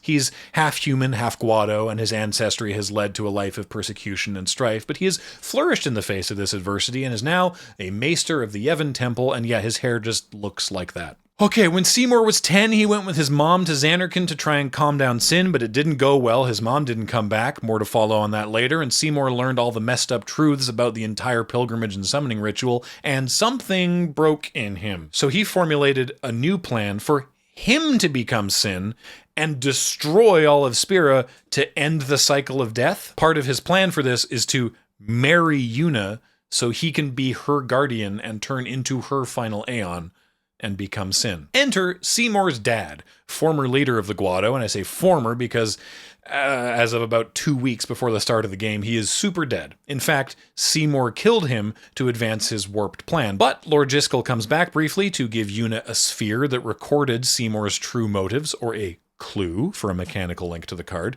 and this leads to that whole marriage thing I mentioned. Movie spheres, by the way, are magical video recordings that you find through the game that shed some light on, most notably, Braska's pilgrimage with Oron and Jekt. Yuna agrees to the wedding, but only so she can force him to turn himself in for his crimes, and she doesn't tell anyone else this plan, so they all rock up to rescue her. Things escalate and the party kills Seymour, but before he can be sent, his body is whisked away by his loyal attendant. Trommel is a Guado retainer who served Seymour's father, Jiskel, and has cared for Seymour since he was an infant. He's sort of like Batman's Alfred if Batman was a nihilist. The Church of Yevon finds Yuna and her guardians to be traitors until they reveal the truth about Seymour, and then it's all fine, I guess. Again, I am condensing things. These are 80-hour games. Since the arrogant man turning into a hellbeast for the final boss happened before the game started, when Jekt turned into Sin, we needed one to happen mid-game, so that's what's happening here. This isn't the first time Seymour turns into something bizarre for a boss fight. It's not even the last time, but this one's notable because it's a particularly brutal boss fight that even an optional Phyrexian arena stapled to a 5/5 for 5 that gets bigger isn't even coming close to the challenge of the actual in-game encounter. At the end of the game, the party runs into Seymour again, this time inside Sin. Don't worry about it. He's trying to figure out how to drive it, and after another fight, Yuna finally sends Seymour to the far plane. In the final act, the party defeats Sin, they defeat Yunalesca. She's Yu Yevon's daughter, and it wasn't relevant to mention her until now. Ignore the name, she and Yuna are not related. She was the first summoner who defeated Sin, and she makes the whole final Aeon thing happen, so stopping her is a necessity. And they defeat Yu Yevon, at the end of which Yuna can finally send Yu Yevon and break the endless cycle of death. We learn that Yu Yevon isn't the only one being sent, as the stalwart Oron himself fades away into Pyreflies, having been an unsent this whole time. He was killed by Yunalesca during Braska's pilgrimage and kept it a secret. And if that city of Dream Zanarkand was being kept alive by Yu Yevon based on memories of the faith, and that adventure spell named Lasting Faith on the Zanarkand card made a hero token, and Zanarkand is where Titus is from. Yeah, Titus isn't real either. He's a dream. He's a dream of a boy who lived 1,000 years ago and was pretty good at blitzball. So let's talk about blitzball. This is a blitzball. You use it to play the game of blitzball, which apparently they've been playing on Spira largely unchanged for 1,000 years, so people must really like it. Every town has their own team. The stadiums are similar, though this one's probably home field for the Luca goers. The game is played underwater, which would be a miserable spectator sport if magic didn't exist, as the game is played in that suspended sphere of water. It's probably still not an amazing spectator sport, but whatever. Over the course of the game, you will learn a variety of different shots and techniques that will help you win this game's optional side quest. You can recruit random NPCs throughout the game just by going up to them and pressing a dedicated "Do you play blitzball" button. Anybody blitz here? Blitz? Blitz? Blitz? Blitz? Blitz? You? No, you, not you. Chocobo, nobody blitzes. You can train a team, you can compete in championships, and you can earn a variety of items, including the backside of this card, World Champion. It's the name of Waka's ultimate weapon, here called Celestial Weapons, and you only have to place third to get this one. The ability, called Double Overdrive, charges your overdrive gauge twice as fast. This is Captain Lucille in the middle, flanked by Clasco and Elma, proud and mostly competent Clasco Chocobo Knights. The party encounters them several times during their pilgrimage. For clarity on this one, that's Luzu on the left and Gata in the middle. They are Crusaders, a volunteer fighting force under the command of a priest of the church. Luzu tries to protect people, and Gata looks up to him especially, hence their protection ability. I'm sorry to report that, depending on player dialogue choices, one of them dies. Shalinda is a follower of the Church of Yevon, and she is committed to it. To a fault, I would say. I mean, she eventually comes around, but for most of the game, she shows up as a side character evangelizing the church and its teachings. Flan, or as they're called in the Japanese games, Pudding, are recurring enemies that are sort of gelatin-looking ooze beasts. They're living dessert. Typically, they're elementally aligned and very strong to physical attacks. Indeed, early in the game, Waka trains Titus by way of a combat tutorial, which goes fine until they fight a Flan enemy. Both Waka and Titus do physical attacks. Then this is when Lulu, the black mage, shows up and joins the tutorial and teaches you how to use magic with that flavor text. Owaka the 23rd is a traveling merchant, but specifically, he keeps traveling to wherever you happen to be. You meet him early in the game, and then he just keeps showing up at various points with new stuff to sell, even places he shouldn't be able to get. He wants to help Yuna because his sister was a summoner, and she reminds him of her. A Shoepuff, not quite pictured here, but visible in the background of Hinterland Harbor, is a huge elephant-like creature that's used for crossing the Moonflow, an enormous river. The Shoepuff driver? Pilot? Here is a Hypello, the other of Spira's sapient races. They have unique speech patterns, so the card is called Ride the Shoepuff, but as you can see in the flavor text, it's pronounced Ride the Shoepuff? Ride the Shoepuff? In Final Fantasy X, the leveling system is a huge departure from the previous. Experience points make your stats better, and introduces the Sphere Grid, where you choose how your characters can move from node to node, unlocking stat boosts or skills on each node. Each character has a suggested path they ought to use, but you can kind of do whatever, including nothing. A popular genre of Final Fantasy X challenge runs involves no sphere grid use, sort of like a level 1 run. Pictured here are rival summoner Donna, shown from about the only angle her outfit is going to passably appear on a magic card. Another summoner is Saru on the left, and his two guardians and brothers, Morada and Pache, on the right. Donna's guardian, Bartello, is, I think at this moment, off telling the party that they're all trapped in Summoner's Sanctum. Other summoners, Donna especially, are the recurring foil characters, but they eventually come to an understanding with the party and Yuna in particular. Let's talk about some Aeons. Velfor is Yuna's first Aeon, seen also on her Hope of Spirit card in a pose right from the summoning animation. Sonic Wings is an attack that delays an enemy's turn, so the tempo loss of bounce in Magic feels like a good fit. Ixion is a lightning unicorn. In the game, the attack Arrow Spark does a bunch of non-elemental damage and removes buffs, but here it just makes them go away for a bit. Shiva is a long recurring Final Fantasy summon, obviously named for the Hindu god, but in Final Fantasy is always associated with ice magic. Possibly a pun on the Japanese pronunciation of shiver, but that's unconfirmed. Heavenly Strike in the game isn't an elemental attack, but it's doing Magic the Gathering ice stuff here because Shiva's connected with ice. And Diamond Dust is her big attack across most games, and it deals big ice damage. The Magus Sisters are an optional Aeon and are made of 3 different faith. Recall I said the Aeons used to be people. That is Sandy at the back, Mindy at the front, and Cindy between them.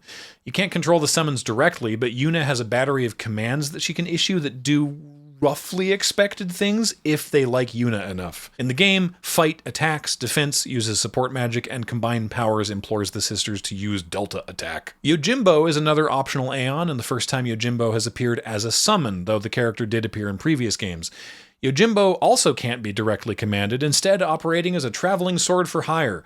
You can choose to pay him, and depending on the amount you pay, and his motivation, for which there is a complicated formula I shall not inflict on you, he will do a variety of attacks, the worst of which is sending his dog Diagoro to attack in his place. His most powerful attack, Zanmato, represented here by Chapter 1 of the saga, just kills a thing. Anything in the game can be killed with this attack, if it hits. This is Bahamut, the name coming from pre-Islamic Arabian myth, but in the Final Fantasy games hewing closer to the Dungeons & Dragons reimagining as King of the Dragons. Bahamut appears in most Final Fantasy games. He is usually the strongest summon in the game. He even got his own spin-off. Mega Flare, usually the name for Bahamut's most powerful attack, is his overdrive in Final Fantasy X, because the Aeons get overdrives too, and it deals huge damage to every enemy in the combat. This little ghost kid who points Titus in the right direction early in the game is the faith that became Bahamut. Anima only appears in the Final Fantasy X games, and 14, but everything is in 14, and she is Seymour's mom? When Seymour was 10, she brought him to ruin Zanarkand, intending to become Seymour's final Aeon so they could defeat Sin, and then everyone would love him instead of being weirded out by this human Guado crossbreed. And it didn't work because he didn't want to lose his mom, but she was already an Aeon, so he just kept using her as an Aeon. Later in the game, you get the Aeon, who is happy to help you, despite her basic attacks being called Pain and Oblivion. Usually you only see the top half, but the Oblivion attack drags the enemy into the earth where the bottom half of Anima is waiting. I recall at the time thinking, geez, this is awfully dark for a Final Fantasy game, and I still think it is. Overkill is a combat mechanic from 10 where you get bonuses for dealing way more damage than it takes to kill the creature you're attacking. Typically in Final Fantasy games, the maximum damage any single hit from an attack can do is 9,999. Blizzard, Blizzara, and Blizzaga, this is how ice magic is templated. Enjoy it. Protect is an ability that grants protection from physical attacks, and it looks kind of like this. At one point, Tidus teaches Yuna to whistle so that she can call him for help if they ever get separated. In return, Yuna teaches Tidus to do something, and it's to chill out. And I need to pop off for a moment, because clips of this scene have been used out of context for years. Which is fine. It is very funny out of context. But sometimes it's being used to criticize the voice actors or the storytelling itself, and the context in the scene is that it is supposed to sound fake because it is fake laughter. Yuna is trying to teach Tidus that it's okay to feel sad, and that something she does to cheer herself up is forcing herself to smile or laugh until you smile or laugh for real. It's meant to be bad. It's actually a great scene.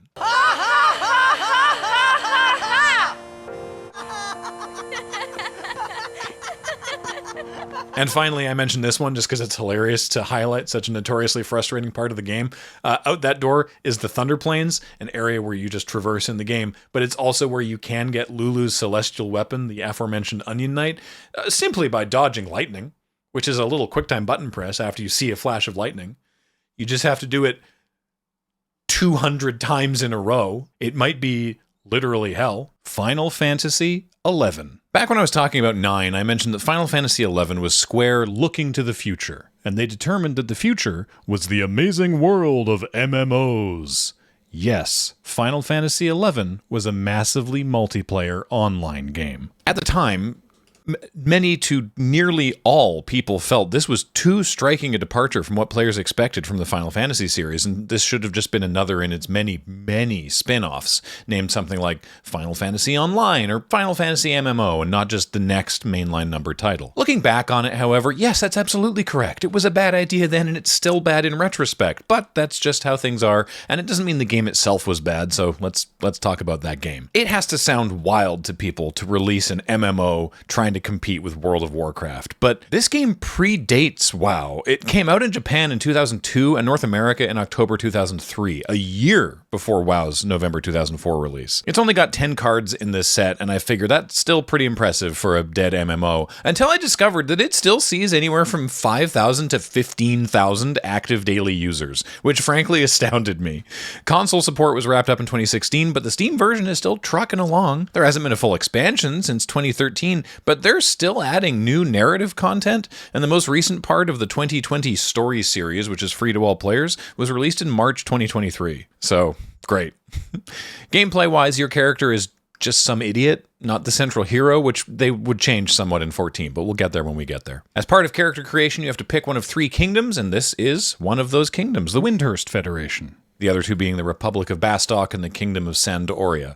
That tree is called the Heavens Tower, and it's where the Taru Taru Pope lives. You might be wondering, do they call her a pope? No, they don't call her a pope. And also, you might be wondering, what is a Taru Taru? This is a Taru Taru. They're a race of diminutive animal people who are legally distinct from Final Fantasy XIV's Lalafell, but not by much. Shantoto was originally just a quest giver for black mages, but people really liked her, so the devs kept giving her more stuff to do, and now she's essentially the game's mascot. I love this. In Japanese, she speaks incredibly posh with the most polite forms of Japanese language, and English doesn't have that level of granularity in terms of politeness of the language, so they localized talks real fancy to speaks in rhyme, which is why her flavor text can be read in meter. Everyone loves Shantoto. The same cannot be said for this rancid hellspawn. Absolute Virtue is a notorious monster, and that's not just an objective game description. Story-specific raid boss enemies are called notorious monsters, or NMs. This one also happens to be notorious, derogatory, infamous, negative, and challenging, offensive. You know how when new raid events drop, teams or guilds will race to get a world first clear? I can't find evidence that this toxic dillweed was ever defeated. This asterisk is here for me to remind you that it wasn't defeated legitimately. It has been defeated, but at the time, the developers determined that if a method for defeating Absolute Virtue was illegitimate, they would patch it out of the game. Now, since then, level caps have been raised and some of Absolute Virtue's stats were changed, so now it's merely very, very, very, very, very hard and not demoralizingly impossible. But players have never confirmed what this intended legitimate solution was, even though the devs released a video of them doing it 3 years after release. It's apparently unclear what it is they're actually doing in the video that makes it work. While can't be countered and protection from all your opponents is backbreaking in a Magic the Gathering sense, really WotC should be adding occasional errata to this card just to mess with people. This is Prish, one of the main characters in 11's Chains of Promathia expansion. She's an Elvan, which I mainly tell you because it's very funny to me that Final Fantasy XI's Elven race are just named Elvan. As part of the storyline, she moves around a lot. Here it looks like she's in Sandoria, but I could be wrong. I haven't actually played 11. Final Fantasy XI's Cid is an inventor of airships. Nice and cozy, just the way we like Cid. The rest of Final Fantasy XI cards aren't particularly as thrilling as Absolute Virtue. This is a pet. Dragoon characters have pet wyverns, not like a cosmetic pet. They actually fight for you. This is a Gubu Gardener. It's a plant enemy that appears in the Sanctuary of Zata. And if you think, that looks like a guy who drops crafting materials, he does. The Kikern are sort of like Final Fantasy XI's goblins. These are clever little guys who act as shopkeepers or assistants. This one is selling almonds by the look of it. The name comes from Inuit folklore, but Inuit Kikern look nothing like this. These are like if a Final Fantasy game had fast zombies, I guess. The name comes from Middle Eastern folklore, but they also don't look like this, though they can be sort of like ghouls who eat the dead, so these are more similar than the Kikern. The Q-Trub feed on the dead. The Sabotender is really funny to me. Cactuars in other Final Fantasy games, in the Japanese, are known as Sabotender, which means cactus pretender. It's the Japanese saboten for cactus and purutenda for pretender. So sabotender is a pretend cactus. So these are just Final Fantasy XI's cactuars, but they look so different from the other cactuars that they called these ones sabotenders. Fenrir is the great wolf of Norse myth. This is one of the summonable avatars in this game. These are names of abilities that Fenrir can do in the game, but I actually don't think that they resonate with what these magic mechanics do. Ecliptic Growl enhances the abilities of party members within the area of effect, which would maybe sort of work as the second chapter of this saga, but the other two aren't really close. And that's Final Fantasy XI. Final Fantasy XII. I allege that Final Fantasy XII is undeservedly maligned. Challenge an empire, liberate a nation, change the world. Final Fantasy XII, only on PlayStation 2. Now, I didn't even love it when it first came out, partially because of the programmable gambit system for non-leader party members and the real-time combat. And for the first single-player game since 10, and the first potentially traditional Final Fantasy in, at this time, 5 years, the longest gap we'd ever had between Final Fantasy games, it had a lot to live up to, and for many people, it didn't. But I love it, and I think the story and characters are great. I did a full playthrough that you can watch, linked below, if you would like. Welcome to Rabanastre, the royal city of Dalmasca, one of the warring kingdoms of Ivalice. There's a lot of political intrigue in this game, which I'm a big fan of. Your protagonist ostensibly is Vaughn, an orphaned thief living off his wits in the streets of Rabanastre. But enough about Vaughn, because he's not the main character. He doesn't really do a lot to advance the narrative. What he is your point of view into the story.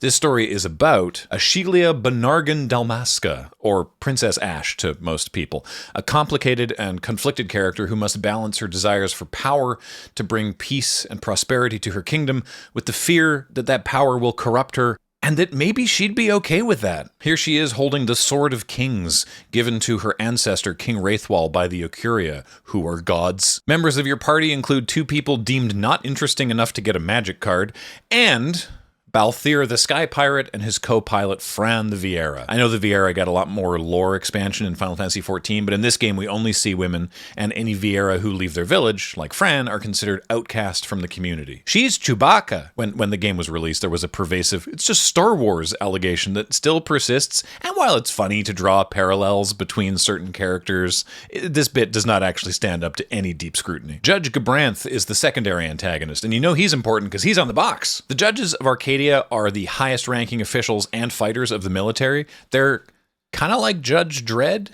Like if a Supreme Court justice could kick your ass. He's another cool and conflicted character. Vayne Caridus Solidor, that's him standing up, is the 3rd son of Arcadia's emperor, and he is the main villain of the game. His younger brother, the much more sane and helpful Larsa, is seated. If you didn't know, you'd be forgiven for thinking that Larsa is Vayne. He knows exactly what he wants, and that's the ultimate power of becoming Ivalice's new dynast king. After killing his own dad, pictured here, dying, Vayne knows that he needs Nethicite to achieve his ambitions. Nethicite is Final Fantasy XII's answer to the crystals from earlier games, and the Sun Crystal is a particularly large and powerful one. King Wraithwall stood here. With this sword, he cut the Sun Crystal and took its power in his hand. But you're going to use the sword to destroy the Sun Crystal, aren't you, Ash? Don't interrupt me, Vaughn. Throughout the history of Ivalice, the gods have used shards of the Sun Crystal as gifts for mortals to control the history of the world. Sidolphus Demon Bonanza is the first time that Sid has been a bad guy, and everybody disliked that. He's a great character, but we don't like Sid being evil. He's a scholar of ancient technology and has built airships. Yay! And weapons. Uh-oh! And Vayne doesn't even need the Sun Crystal because Sid also created artificial Nethicite, or as they insist on referring to it, manufactured Nethicite. And with that power, Vayne turns into a giant demon monster as the last boss fight, with like an intermediary step where he just gets really beefy. It's honestly very funny. A repeated side quest in this game is visiting the local bounty board for jobs hunting marks, which are generally tuned up versions of standard enemies for experience and special items. This is why you get treasure for killing your opponent's creatures. Some of the endgame marks are, however, unique and pretty scary, such as the back half of this card, Yzmat. Now, I understand concessions must be made to make Magic cards playable, and Absolute Virtue is already filling whatever toxic gameplay niche Untouchable Terror occupies, but this is a massive power down for Yzmat. Described in the Final Fantasy XII bestiary as, quote, one deity among dragons, one great worm to rule all worms of the world. Yzmat is possibly the most extreme superboss in all non-MMO Final Fantasies. It has 1 million hit points per health bar. It has, I am not kidding, 50 health bars. 50 million HP. Even with the 2 times and 4 times quality of life improvement speed increases available in the re-release, the Zodiac Age, it could take you hours and hours to beat Yzmat. This is a boss designed that you can just leave. You can leave the fight, go to the shops, buy more potions, rest up, come back, and Yzmat won't have regained health, as long as it didn't cast regen on itself while you were heading for the save crystal. I will accept Indestructible as what they could functionally print on a magic card. Choco Comet is a spell that, yes, a chocobo can cast. You actually fight wild chocobos in this game, and they wreck you. Choco Comet is castable by all the colors of combat-ready chocobos, white chocobos, green chocobos, level 99 red chocobos. Yeah, there's a rare spawn called level 99 red chocobo, and I would wager that's who we're seeing here. The powerful red chocobo is also a reference to the beloved Final Fantasy Tactics, which is set in the same world as Final Fantasy XII. And this is a rat.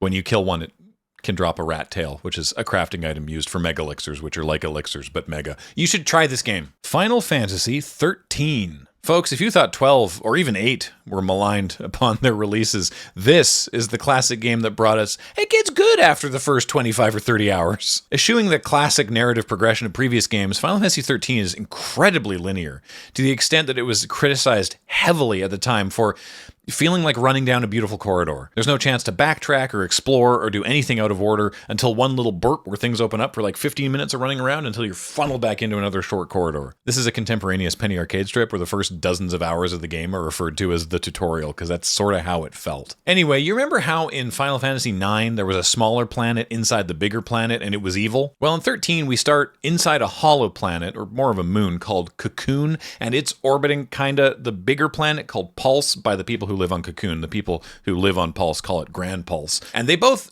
know about each other, but they don't talk to each other, and you either aren't allowed or can't go between the places because both parties believe that the other place is full of evil beings just waiting for their moment to attack, and both are ruled by various gods.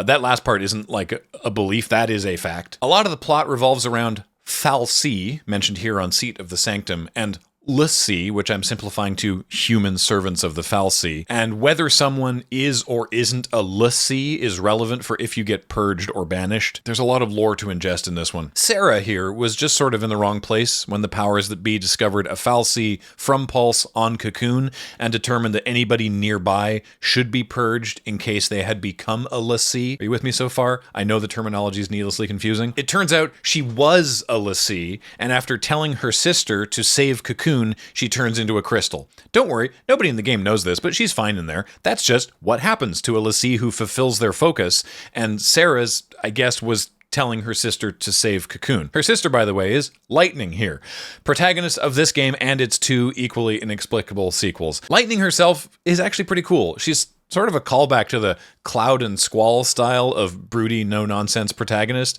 but she has a little bit more personality in there. In an attempt to save her sister, she volunteers to be purged instead, which obviously doesn't work, and the game begins on the purge train as Lightning breaks out and rescues her fellow condemned, some of whom become party members. Her ability here, Stagger, is referencing this game's combat mechanics. If you keep wailing on an enemy in the right way, you will fill its chain bonus, and when that fills up, it becomes staggered, allowing you to do more damage. A variation of this mechanic appears in the Final Fantasy VII Remake games, so some of you might be familiar with it there. 13 isn't getting a ton of cards, and I'm not going to retell the whole plot for this, but allow me to at least introduce the rest of the party. Snowvilliers is the leader of a mercenary group. Lightning doesn't much care for their methods, and also Snow and Sarah are engaged, so Lightning really doesn't like Snow. He's a group leader, so that's reflected in his ability that his power increases by the number of creatures you have. Saz is a single dad who's just trying to protect his son. Spoilers, the kid ends up okay, but he doesn't spend the whole game hanging out with the party. The party does get to see plenty of Saz's chocobo. He has a baby chocobo living in his afro. The chick has no name. They just call it Chocobo Chick. Hope and his mom get swept up with lightning and saws on the Christ, they're called purge trains. Well, they're not actually going to kill these people. They're forcibly deporting them to Pulse. But video games aren't political. Hey, look, unrelated, Hope sucks. Oh, the asterisk is back for me to remind you that in 13.2, which is easily the most interesting of the 13 series, there's a bunch of time travel shenanigans, and Hope is actually an interesting and redeemed character in that game. But in this game, he's an annoying whiner who whines all the time. And it's not like he doesn't have a growth and redemption arc in this game, but you're with him for so long before that it's just really irritating. Hope sucks. Oerba Dia Vanille is probably the second most important character in this game after Lightning. At one point, they were thinking of making her the main character, but they'd already released art with Lightning in it, so, well, I guess not. She's a seemingly bubbly and innocent girl who, it will not shock you to learn, is deeper and more tortured than she appears. Note that in her art and in her mechanics, she pairs well with Oderba Yunfang, the cocky, stubborn half of this unofficial but heavily hinted couple. She butts heads with Lightning as a result of their similar stubbornness. Vanille and Fang are very cool characters, and you're probably wondering about this. Why do they meld and turn into this? So, at the start of the game, Vanille and Fang have only recently woken up. They've been in their own crystal stasis, like Sarah, for 700 years? Not that long, only since the War of Transgression. Look, they are l'Cie, and they have been the whole time. Way back, their god, Anima, not that one, chose them and gave them the focus, destroy Cocoon, and gave them the power to fusion dance into Ragnarok to enact this focus. Vanille was justifiably freaked out by this, leaving Fang to somehow transform into like a not completed Ragnarok, so she was only able to carve a slice out of Cocoon before another god intervened, encasing them both in crystal. When they wake up, Fang doesn't remember what happened, but she sure wants to figure out what her focus is and get right to completing it, while Vanille decides it would be best to not talk about it at all. Neither of these are good ideas, and hilarity ensues as a result. Final Fantasy XIII Cid is not really an artificer of any note, but he is the captain of an airship. We'll count it, and he believes that he serves the people of Cocoon, not its fal'Cie, going as far as defying his focus to protect the people. Nice to have a Cid on our side again. In this game, the summons are Eidolons, and they are intrinsically and exclusively linked to specific people. Odin, Bahamut, Alexander, all your favorites are here. Shiva is two sisters this time, but they have Shiva in other games. Brynhildr here, named for the shield maiden of Norse myth, is Saz's fire-type Eidolon. The Gestalt mode of the Eidolons in this game is sort of like if the summons had a limit break for their super attacks.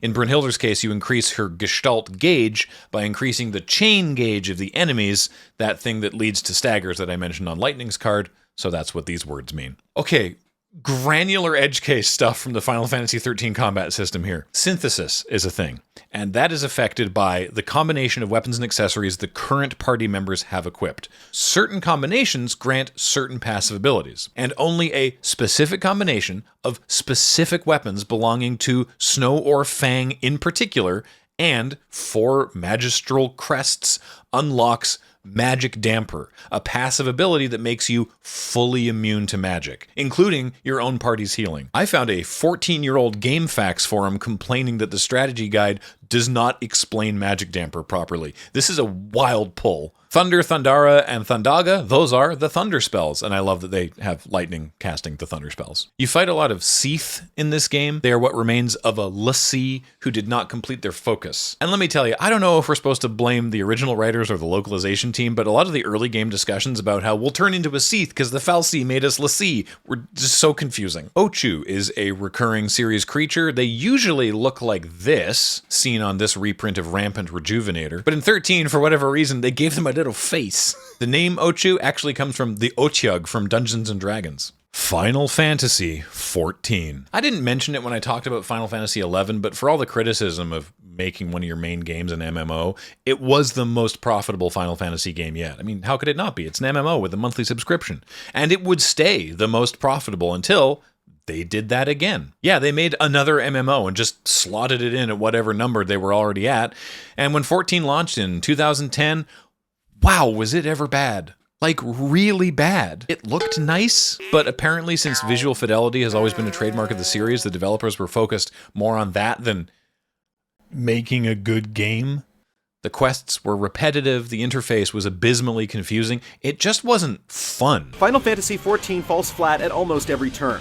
Unless you've got the patience of Job or some kind of masochist, you shouldn't play Final Fantasy XIV. There are too many good MMOs on the market for you to spend your time and money on this broken, incomplete mess. The developers supposedly hadn't played other MMOs. They didn't know how to make one. It got eviscerated in reviews, and it seemed like it was going to be a disaster for Square Enix, a company who, despite their obvious successes, always seems to be riding a razor's edge of viability due to constant own goals. But Graham, isn't Final Fantasy XIV still online and very successful? I hear 2 or 3 of you saying, because the rest of you were saying, yeah, get to the point. And it is one of the most amazing turnarounds in gaming history, but Square Enix apologized, took responsibility, and promised to make things right, which is astonishing behavior from an industry that typically just fires people. I mean, they did also fire people. Producer Hiromichi Tanaka, who I mentioned way earlier, and director Nobuaki Komoto were both replaced by Naoki Yoshida, who assumed both roles to be a singular vision to right the ship. Tanaka would leave Square soon after, but Komoto would go on to be a lead designer for many Final Fantasy XIV expansions. And there have been many expansions because the plan worked. Yoshida, or Yoshi P as he's known to the community, tore everything down and rebuilt the game from the ground up into the Final Fantasy XIV that we know now, launching just 3 years later in August of 2013. Today, 14 is an undeniable success with millions of players, and with an expanded free trial, you can play the entirety of A Realm Reborn and the award-winning expansions Heavensward and Stormblood up to level 70 with no restrictions on playtime. This isn't sponsored, and I super don't care if you actually play the game. I don't, but it's impressive that one of the most widespread memes for the game is just an ad to play the game. Anyway, as you heard, they relaunched the game as Final Fantasy XIV: A Realm Reborn. Pictured here, the military leaders of the 3 nations of Eorzea, the setting for Final Fantasy XIV. Now, this is the second most represented game in this clutch of Magic product, just behind Final Fantasy VII, so there's a lot of cards to discuss. However, it's also an MMO that's been going for 12 years in only its reborn form, so I simply cannot and will not be giving a detailed plot summary of A Realm Reborn and its 5 full-length expansions. I'll give you all the context I think I can reasonably squeeze in here, but if you'd like to know more, well, with an expanded free trial, the game is set on Hydaelyn, commonly referred to as the Source, and on Hydaelyn we find the realm of Eorzea, which, at least to start, is the main area where stuff happens. How many umbral calamities is too many asking for a friend? Well, we've had 7. The 7th umbral calamity just happened, and it was the in-game cataclysm that tipped things over from version 1.0 Final Fantasy XIV to version 2.0 A Realm Reborn. It was a big ol' reset. This is Louis-Sois Lavalier sacrificing himself at the end of 1.0 before being hit by Bahamut's Terra Flare, which you might have seen as the meme image of how it feels to make a minor spelling mistake. In A Realm Reborn, he turns into the Phoenix Summon. The Final Days refers to a world-ending cataclysm that, among other things, bring the beasts of the Final Days. They are referred to as horrors. This makes horror tokens. The Final Days that we see on the card here is actually from the Endwalker expansion because there's time travel, but there was also one a very, very, very, very, very long time ago when the Convocation of 14, the leaders of the Ancients, which are the people who lived on the world before, determined that the best course of action to halting the Final Days was to summon a darkness-aligned primal to realign the flow of ether. Primals, icons, or eidolons are Final Fantasy XIV's summons, but some of them aren't summonable by players, like the one the Ascians summoned, Zodiark, the Umbral God. Now, there was a cost to summoning him, which was half the population of the world, which is why both players are sacrificing half their creatures. Anyway, it kind of worked, but then Zodiark kept hanging around, and that didn't go well. So, you know that thing where you introduce an animal to control like a pest population, and then you have to get another animal to help control the first animal that you introduced? Yeah, they needed to get a bigger god. Vena always disagreed with the Convocation's plans and was able to rally enough support of people who also sacrificed themselves, but it's different, so it's fine, so that she could become the core of a new primal to fight Zodiark. You note that she can exile something and Zodiark is merely indestructible. On her reverse side, Hydaelyn was able to defeat Zodiark, and to ensure Zodiark couldn't return, Hydaelyn broke the world, which is why the world in which the players interact is the source, with 13 parallel reflections of the source, referred to as the first, the second, and so on. She protects the players through the story. In fact, the first words the player hears on starting the game come from her, the Mother Crystal. Hear, feel, think. As shown on this amazingly chosen reprint of Into the Story. Which brings us to you, the player. Now, while in 11 you were just kind of some person, in 14 they really tried to make it work that every player is the Warrior of Light, the chosen hero. All those other people with names above their heads, chumps. In the lore, when you get a raiding group together, you are summoning suggestions of other heroes from alternate dimensions. You are the really important one. Over the course of the expansions, the list of available jobs in Final Fantasy XIV has really grown. It now comprises all the ones that we've already seen on other job select equipment. There's even some that didn't get magic cards, and all of the following. The Astrologian, a healing class that draws cards, which is very funny for magic. Speaking of funny, all the Final Fantasy XIV job select cards have flavor names for the equip ability, and they are all weapons for that class. For example, Diana is the Astrologian's artifact weapon from the Endwalker expansion. I'm not going to go into the terminology for every single weapon because there's only so much time I can spend on these wikis. Bard is a job specialty for the Archer class, which is why it's the Bard's Bow. Blue Mages we know about by now, that's why we're copying spells. Dark Knights we know from way back with Cecil, because you gotta hurt yourself to get big power. The Dragoon, they know how to jump, and yes, that weapon is pronounced Gay Bolg, it's a spear from Irish myth. Dancer is a ranged damage job that supports other characters, hence the ability you see here. This is Sage's Newliths. The floating things that you see are the Newliths. They can buff teammates and pull teammates out of damage range, represented here by untapping them. Ninjas are a specialization of the Rogue class. I'm sure they tried to figure out a way for an equipment to grant ninjutsu to a hero token, but this is fine too. Paladin is a specialization for the Gladiator job. Again, the flavor names here are just high-level gear for this job. Speaking of, I'm covering this one now. These aren't a job select equipment. These are just endgame Paladin anima weapons. No, not that anima. From Heavensward. They're glowing orange because these are the Lux versions of this equipment, their final form after just so much questing. Reaper is a melee damage job. The mechanics here are because the more damage they do, the more damage they do. They get stronger as they hurt you more. Samurai are a particularly fast melee job. A note, the Murasame is different from the Masamune. So don't do the magic player thing and just skim the card assuming that you know what it says. An upgrade to the Arcanist's job, Summoners. Well, we know by now they summon creatures. It's better if you actually hit a summon creature. And finally, the Machinist, a long-range damage job that uses a gun. The abilities are, have a big gun. The Machinist happened because Final Fantasy XIV's Cid was messing around with Magitech, and he learned how to gun. The Rook Auto Turret is a cooldown ability of the Machinist. They can make little a turret as a treat. Probably also this is Cid's doing. Cid, by the way, an artificer again, leads the Garland Ironworks and disagrees with what his empire, the evil Garlean Empire, is doing. Garland and Garlean are different things. The former is Cid's last name. If this story for Cid sounds specifically familiar from a previous game that we've already talked about, yeah, Final Fantasy XIV is basically a Final Fantasy theme park. You're going to spend a lot of time going, hey, I know this song. Literally, in some cases. Okay, that was actually the easy part. Bear with me. This is Emmett Selk. He's of the third seat because that was the position he held in the Convocation of 14, which I mentioned earlier was like the government of the world before. In the Convocation, he went by the name Hades, more on that in a second, because everyone used titles. In Final Fantasy XIV, he is a recurring antagonist that you will grow to love. He's not an anti-hero. He is a bad guy. But you'll like him. He's unsundered, meaning that, unlike most people from the world before, he didn't get turned into an Ascian, and we'll meet some of them later. Only 3 of the ancients managed to escape unsundered, and for whatever reason, he is actively trying to bring out another calamity because he thinks Zodiark ought to have a second shot at it. He's nostalgic and very sad.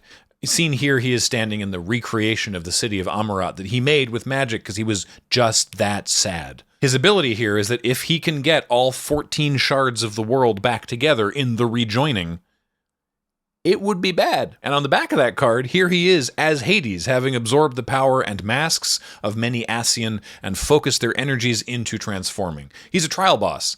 Now, Echo is a rare magic that some people have mastered related somehow to the Umbral Calamity, which is a little bit more resonant than Echo of the Lost on this card, which is a move he does as a boss where like an arm sweeps across the platform that you're standing on. I hit the microphone. This is Emmett Selk's fault. As we are now in the 7th Umbral Age, your character, the Warrior of Light, becomes a member of the Scions of the 7th Dawn. Broadly speaking, the good guys. This is the supporting cast of NPCs and quest-relevant characters with whom you interact. Let's meet a bunch of them. Y'shtola is a Makote, or cat person, and a white mage. Similar to Shantoto from 11, Y'shtola wasn't intended to be the de facto mascot character for Final Fantasy XIV, but MMOs are funny that way, and with no main character to point at, when other Final Fantasy games need a character from 14 to show up, it's often Y'shtola. And now she's the face commander of an MTG precon as well. After traveling to the first, there is some time compression, and Y'shtola grows up, gets into black magic, and changes clothes.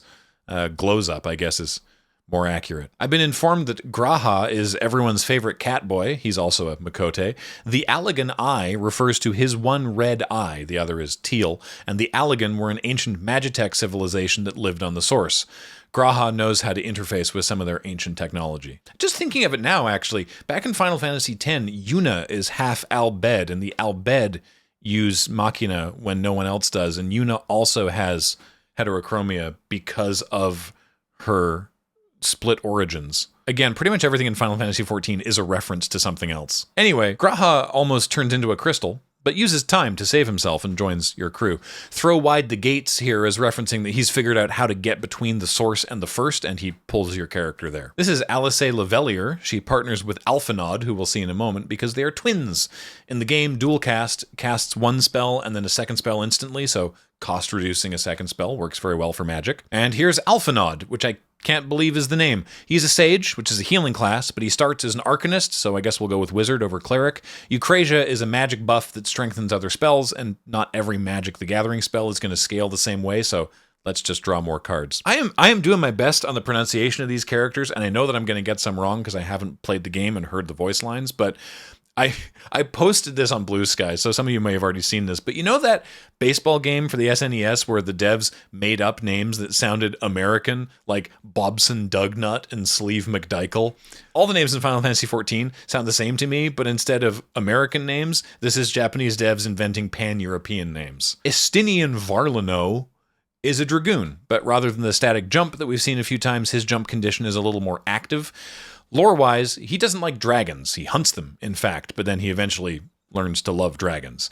Speaking of which, he's involved in a quest to retrieve the Eyes of Nidhogg. That's the Nidhogg from Norse myth. You see, a dragon's power is stored in the eye, and that's Estinian on the card in his earlier Dragon Slayer outfit, succumbing to Nidhogg's power, which I interpret as the goad mechanic. The eyes themselves change hands a bunch of times and are very difficult to destroy, which is why we have that last ability. Back to the Scions now with Kryel Baldessian, our first Lalafell, and not a Tarutaru. I don't know exactly why they decided to reinvent all the names of the races, but they do a lot of that in 14.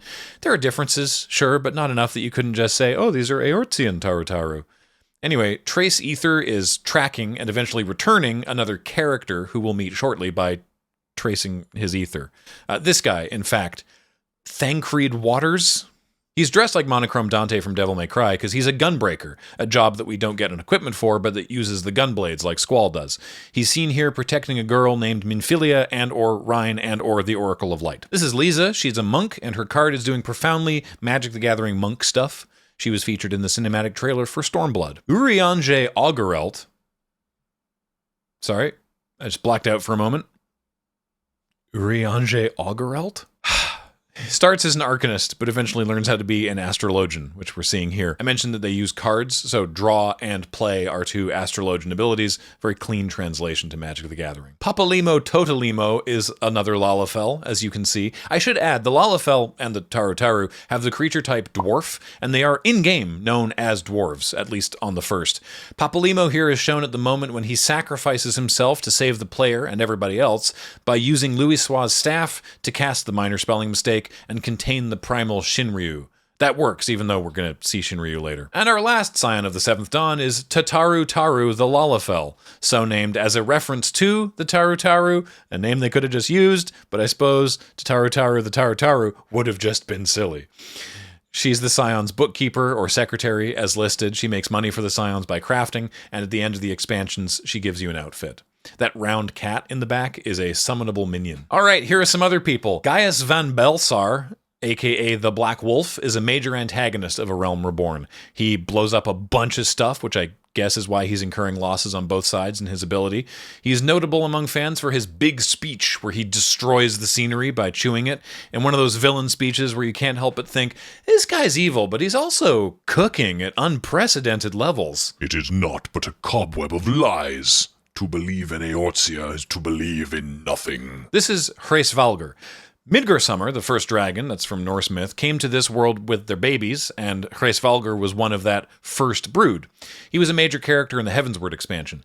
The ability here references that he fell in love with a normal woman named Shiva, who died, as mortals do, but because belief can make things real, and enough people knew about the story of Hraesvalgr and Shiva, Shiva became a god? She's right there on the card. Ardbert is one of the Warriors of Darkness. Initially just kind of like a Negaverse version of the characters on the game's key art, but well, Ardbert sort of turns it around. See, Darkness is actually good where he's from, in Opposite Land, kinda. Anyway, his abilities here are that he's giving buffs to his friends. Matoya appears way back in Final Fantasy I as a cranky old lady who lives in a cave. She's the same here, but also she taught Y'shtola, sort of like as an adoptive parent. So, in the Unsundered world, which is the world before Zodiark happened, Elpis is an area that's designed to make creatures. One time, Hermes here made too many birds and sent them out into the universe to learn about existence. So as you can see, he makes birds, and when the birds go out into combat, they learn things. In the game, they learned that everything ends and all things must die, and only one bird returned and tried to end everything itself because it was so sad. Also, she turned into a bird girl. Hermes also served on the Convocation of 14 under the name Fandaniel, because they all used fancy nicknames. And he was the one who figured that summoning Zodiark would be a great idea, which it wasn't. And when Hydaelyn shattered everything, Hermes also got shattered. And one of his shards got resurrected as Fandaniel, who's like an evil Hermes who wants to bring Zodiark back. The Telephoroi are a splinter group of Ascians, and they want to reenact the final days. Got all that? Cool. A crown prince of the Garlean Empire, Xenos here has the very anime character trope of being so strong that, while still evil and doing evil stuff, he's mostly concerned with finding a rival who can match him in combat. He calls the player my first friend, which is why he singles out one creature and kills all the others, assuming they have toughness 2 or less. At one point, Xenos eats a big crystal, like you do, and flies to the end of the universe, like you do, to save your character so he can fight you again. But now he looks like this. And when that player loses, you win because Xenos will have finally got what he wanted. Burning Chains is an attack during the boss fight with Shinryu. This is Xenos again. He becomes a Reaper in the Endwalker expansion, and he really wants to test your reflexes. Hildebrand Helidor Maximilian Manderville is the world's greatest detective. Or so is claimed. Maybe he's good at it. Maybe he's just incredibly lucky. He is also a Nepo baby. He's the son of Godbert Manderville, the owner of Final Fantasy XIV's version of the Gold Saucer. He's a recurring comic relief character, and he has a special silly quest in every expansion. In one of those quests, he wakes up with amnesia, believing himself to be a zombie, which explains his adventure spell and the specific zombie token that it makes. That's just like a pose that he does. You can get it as an emote in the game. In the back of his card is his assistant, Nashu Makaraka, throwing bombs, as she is wont to do. I mentioned it earlier, but we see here your character, the Warrior of Light, summoning other random heroes to take on a multiplayer battle. A light party, when there's 4 people, are for dungeons, while a full party of 8 players are for 8-player trials. Everyone in the party gets stat bonuses depending on the party's composition. There are also 24-player raids, which I want to be called a very full party, but are actually just a raid party or an alliance. Circle of Power is a status buff castable by black mages that reduces spellcasting time and the delay on auto-attacking. This is an Ascian, aka a Bringer of Chaos. I know I said that the Warriors of Darkness turned out okay, but the Bringers of Chaos are actually bad. I've mentioned them already, but the Ascians are remnants of the people that lived before the big calamity with Zodiark and Hydaelyn, and they're trying to bring all that back. The calamity, I mean, by doing bad stuff on several of the reflections. This is another Ascian. They all have those masks, remembering their comrades. Those are soul crystals, which are sort of, they're crystals that remember something of what a person was. Mostly they remember their job. Having a rock define me as my job for eternity sounds harrowing. We see these again on the Arcane Signet reprint. Now this one, there's a construct named the Watcher, based on an ancient, which is what Ascians were before the Calamity, and the Watcher lives on the moon and keeps a watch on things on Eortia and Zodiark's prison. We see here they're watching. Ishgard is like if France and Rome had a baby and the baby hated dragons, and also if the Pope was an elf. The adventure here, Faith and Grief, is they worship the goddess Halone the Fury, and you kill the elf pope at the end of the Heavensward expansion, but it's okay. Charleon is one of the hub cities from the late game of the Endwalker expansion. Omega here was originally created by the Omicron, a race of alien robots from the planet Alphatron. It was pursuing Midgar-Sommer, which is why the big dragon grabbed all its eggs and escaped from its homeworld of Dragonstar. This is Rauban, and fighting him will hurt you both, but he's willing to suffer to win. He's the military leader of the city-state of Ulda, but he's from Alamigo, which was conquered by the Empire. Garuda is a trial boss in 14. Remember, the summons are primals in 14. Both of these named abilities in the game do wind damage, and you have to hide behind rocks. Odin was a world boss who became a trial boss, and he's got 3 abilities here. Traditionally, Odin uses a spear and a sword. His spear attack is called Gungir, translated in Final Fantasy VII as Gunge Lance, which I've always found funny. The Zen Tetsuken is the sword that kills you, like the beach that makes you old. In other games, it would just fully kill an enemy instantly. In 14, it deals something like 99,000 damage, so basically it's a raid wipe. Hall of Sorrow also does damage to everyone, but it's less raid ending. This is Good King Moggle the 12th, and apparently this guy's a really annoying raid boss, but maybe that's just the music. I think you'll love him or hate him. He's a primal now, because after giving his life so that his subjects could survive the journey to the realm of mortals, a bunch of Moogles got crystals together and wished their king back to life. His Moogles believe him to be a kind and benevolent leader, but everyone else thinks he's a despot. His fight has a lot of other Moogles helping out, which is why he makes all these Moogles. Transpose is a black mage spell that swaps astral fire for umbral ice or vice versa, and it has a short cooldown, which I assume is why the spell has rebound. And Ultima, mentioned a couple times by now, is traditionally a very powerful magic spell that kills everything. In 14, it is seen here being cast by, you guessed it, Ultima Weapon. Hey, it's Auracite. They're magical stones, or crystals, that contain magic, different magic depending on their color.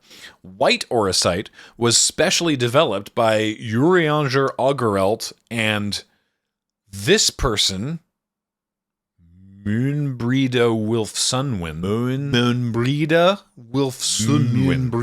Wilfsunwin. None of this matters. That's not her on the card. This is her. On the card, we see Minfilia, who used Moonbreda's white Auracite to stop the Ascian Nabrialis after Moonbreda sacrificed herself to trap Nabrialis in the Auracite. So, it both captures something until it gets destroyed, and it generates mana. Nice. Yo, dog, I heard you like card games, so I put a card game in your MMO in your card game. In fact, we saw Triple Triad earlier, but this is because they added Triple Triad to Final Fantasy XIV, so this is a card game in an MMO referencing a card game in an RPG in a card game. If you collect enough Triple Triad cards in 14, you can get yourself a mount. It's an enchanted card that you can ride around, and in 14, it's literally called a magicked card. Probably a reference to MTG itself, so I think it would have been dereliction of duty for Wizards R&D to not include this somehow. In Final Fantasy XIV, the Moogles can actually fly rather than just hover at roughly eye level, and they deliver the in-game mail. This is a series regular, but I best recall from the Temple of the Ancients in Final Fantasy VII, they're just an angry wall. Why does that defender have menace? You don't need menace. You're a wall. Oh, it's coming towards us. Sahagin are a series regular enemy. They're angry fishmen who use tridents or harpoons. Namazu are fish people who are often traders and visually inspired by Japanese tradition. They also have a real-life children's book. The Ilmeg Pixie is a pixie from Ilmeg, also known as the Kingdom of Rainbows on the first. Loporrits are like the Hummingway from Final Fantasy IV, if you recall my brief discussion of Naming Way. And they all have names like that. Music Way is a DJ. Pudding Way searches for pudding. I didn't make those up either. They come from the moon. Japan has folkloric associations with rabbits and the moon, is why. In the game, Heidelin put Loporrits on the moon as a safety fallback in case the world ended and then everyone could go live with the rabbits on the moon. Could we go live with the rabbits on the moon, please? And finally, the Wandering Minstrel. You can use him to fight harder versions of the bosses you've fought because he'll tell you a tall tale about it. He's in every expansion, and he's also the self-insert character for Yoshi P himself. And after the heroic job he did steering the ship into something so lasting and beloved, I think he deserves at least that much. Final Fantasy XV. Alright, we're back to single player, and it's time for a boys-only bachelor party road trip. 15 is arguably the most modern day in style. Like, yeah, there are swords and stuff, but there's also a car. People have mobile phones. The car is a big deal. It's your main mode of transport for the game, and everything centers around the journey. Our journey begins in Insomnia, the Crown City, the capital of Lucius, the kingdom from where our protagonists hail. As part of a peace treaty between Lucius and longtime enemies Niflheim, there is to be an arranged marriage between Prince Noctis of Lucius and his childhood friend, so they're cool with it, Lady Lunafreya of Niflheim, who is in the game a bit, not the Magic set, but in Final Fantasy XV for a bit, at least. So anyway, King Regis sends his son off to Alticia for the wedding and gives him a car. This is easily the most American Final Fantasy story. This is King Regis's fancy convertible, the Regalia. Its ability here is discovering the open road. Late in the game, it also converts into an airship. Anyway, here's Prince Noctis, or Noct to his friends. At release, he was the only playable character, but they changed that in future patches. In a big departure for the series, there is a party of 4 characters, and you meet them all at the start, which is to say, Noctis and his retinue / childhood friends / bachelor party, and you only controlled him with AI handling the others. He can use all weapon types, and indeed his vast collection of various swords is part of the narrative, and his card can cast swords, among other things, from the graveyard. Late in the game, there's a 10-year time jump while Noctis has a big sleep, and then he wakes up looking like Kevin at the Backstreet Boys, which is pretty good after a decade-long nap. Gladiolus is a member of the Crown's Guard, the king's personal bodyguard. I think his land-searching ability here can be interpreted as him keeping the party on track, moving forward towards their goal. This is Ignis, and he's the party cook. They can all fight, but Ignis also cooks. And you know what? Let him cook. During the road trip, the party can stop at camps to tally their experience points, rest, and train. Ignis can learn new meals over the course of the game, and the food is lovingly rendered by someone on the dev team who clearly appreciates culinary photography. Speaking of photography, Prompto loves taking photos and he wants to document the trip. Photos are relevant for some quests, but mostly feel like Square Enix was showing off their photo mode. You can unlock new filters and the ability to take selfies, seen here. You can take them manually, but the game will just automatically take some as well, as if Prompto has been snapping away on his own, and you see everything that he's taken since your last rest whenever you stop at a camp. Noctis loves to fish, and luckily, so do JRPG players. Now, it's no Breath of Fire 3, but the fishing minigame in Final Fantasy XV is robust, and the backside of this minigame is the campsite. You can see Ignis there cooking the fish. Final Fantasy is a hugely popular series, especially in Japan, and yet, while they have oodles of cross-promotional marketing over the years, they've never crossed the in-game product placement Rubicon. Until now. In a startling departure for the series, Final Fantasy XV had obvious and gratuitous product placement for Japanese instant noodle brand Cup Noodle, and I guess it's paying off because I'm about to show you an ad for it. 世界から闇を払い、失われた光を取り戻すこと。それが世界の運命だ。いつまで守られる側でいる。常に胸を張れ。カップヌードル15当たる。 But now, for balance, I'm going to show you the cringeworthy in-game dialogue accompanying this promotion. Hey, do you think we could swing by the cup noodle shop for a sec? Then, if you take something already delicious like cup noodles and add in the finest, freshest ingredients, what do you get? The ultimate flavor experience. You know something? Going through all that trouble to make our own custom cup, it's made me appreciate cup noodles even more. Perhaps we truly can't improve upon perfection. Anyway, the card has flash because it's instant ramen. Nice. Almost immediately after heading out on their lads trip, the kingdom gets attacked and now they can't go back because Niflheim has Magitech soldiers. And this guy's responsible. It's Arden Lucius Calum from Niflheim. And if you're like, that name sounds like other names I've heard. Yeah, so Arden was born 2,000 years ago and he's basically Noct's ancestor. He touched the crystal, which never touched the crystal. It stole his soul. And so now he's immortal and spent almost 2,000 years in prison, which he definitely feels very normally about. His brain is kind of empty now and mostly full of rage and hatred, but he can turn people into demons. Moving away from the plot, Sid in this game runs a truck stop and garage because of course he would in a game with a car. During early promo for this game, it was being reported that 15's Sid was actually that character's granddaughter, Sydney, spelled Cidney, and indeed her name is still Sydney in some languages, but I guess people reacted weirdly to Sid as a woman now, and in the English translation, her grandfather is Sid, and her name is just Cindy. Sid's grease monkey granddaughter. Also, despite her ubiquity during promotion of this game, Cindy does not appear on a Magic card, and I would guess it is because of her iconic but woefully impractical mechanics attire. This is the Ring of the Lucy, or the Ring of Legend, or the Ring of Light. It holds the souls of past kings of Lucius, and it allows the bearer to command the crystal, which is powerful, so it could probably tap a creature. Yeah, why not?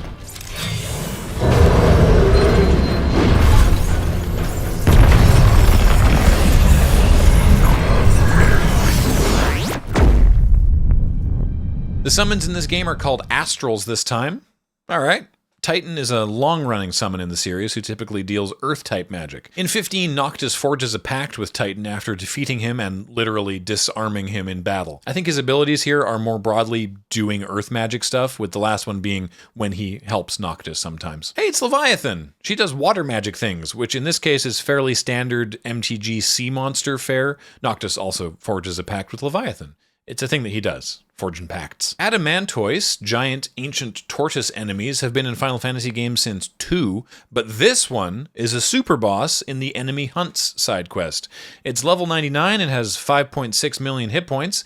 You can get 50,000 gil for defeating it, so the exchange rate from gil to treasure tokens is very bad. Visually inspired by the Dungeons & Dragons Displacer Beast, Kurels have been in Final Fantasy games since the second one, and I still can't spell their name right until my third try.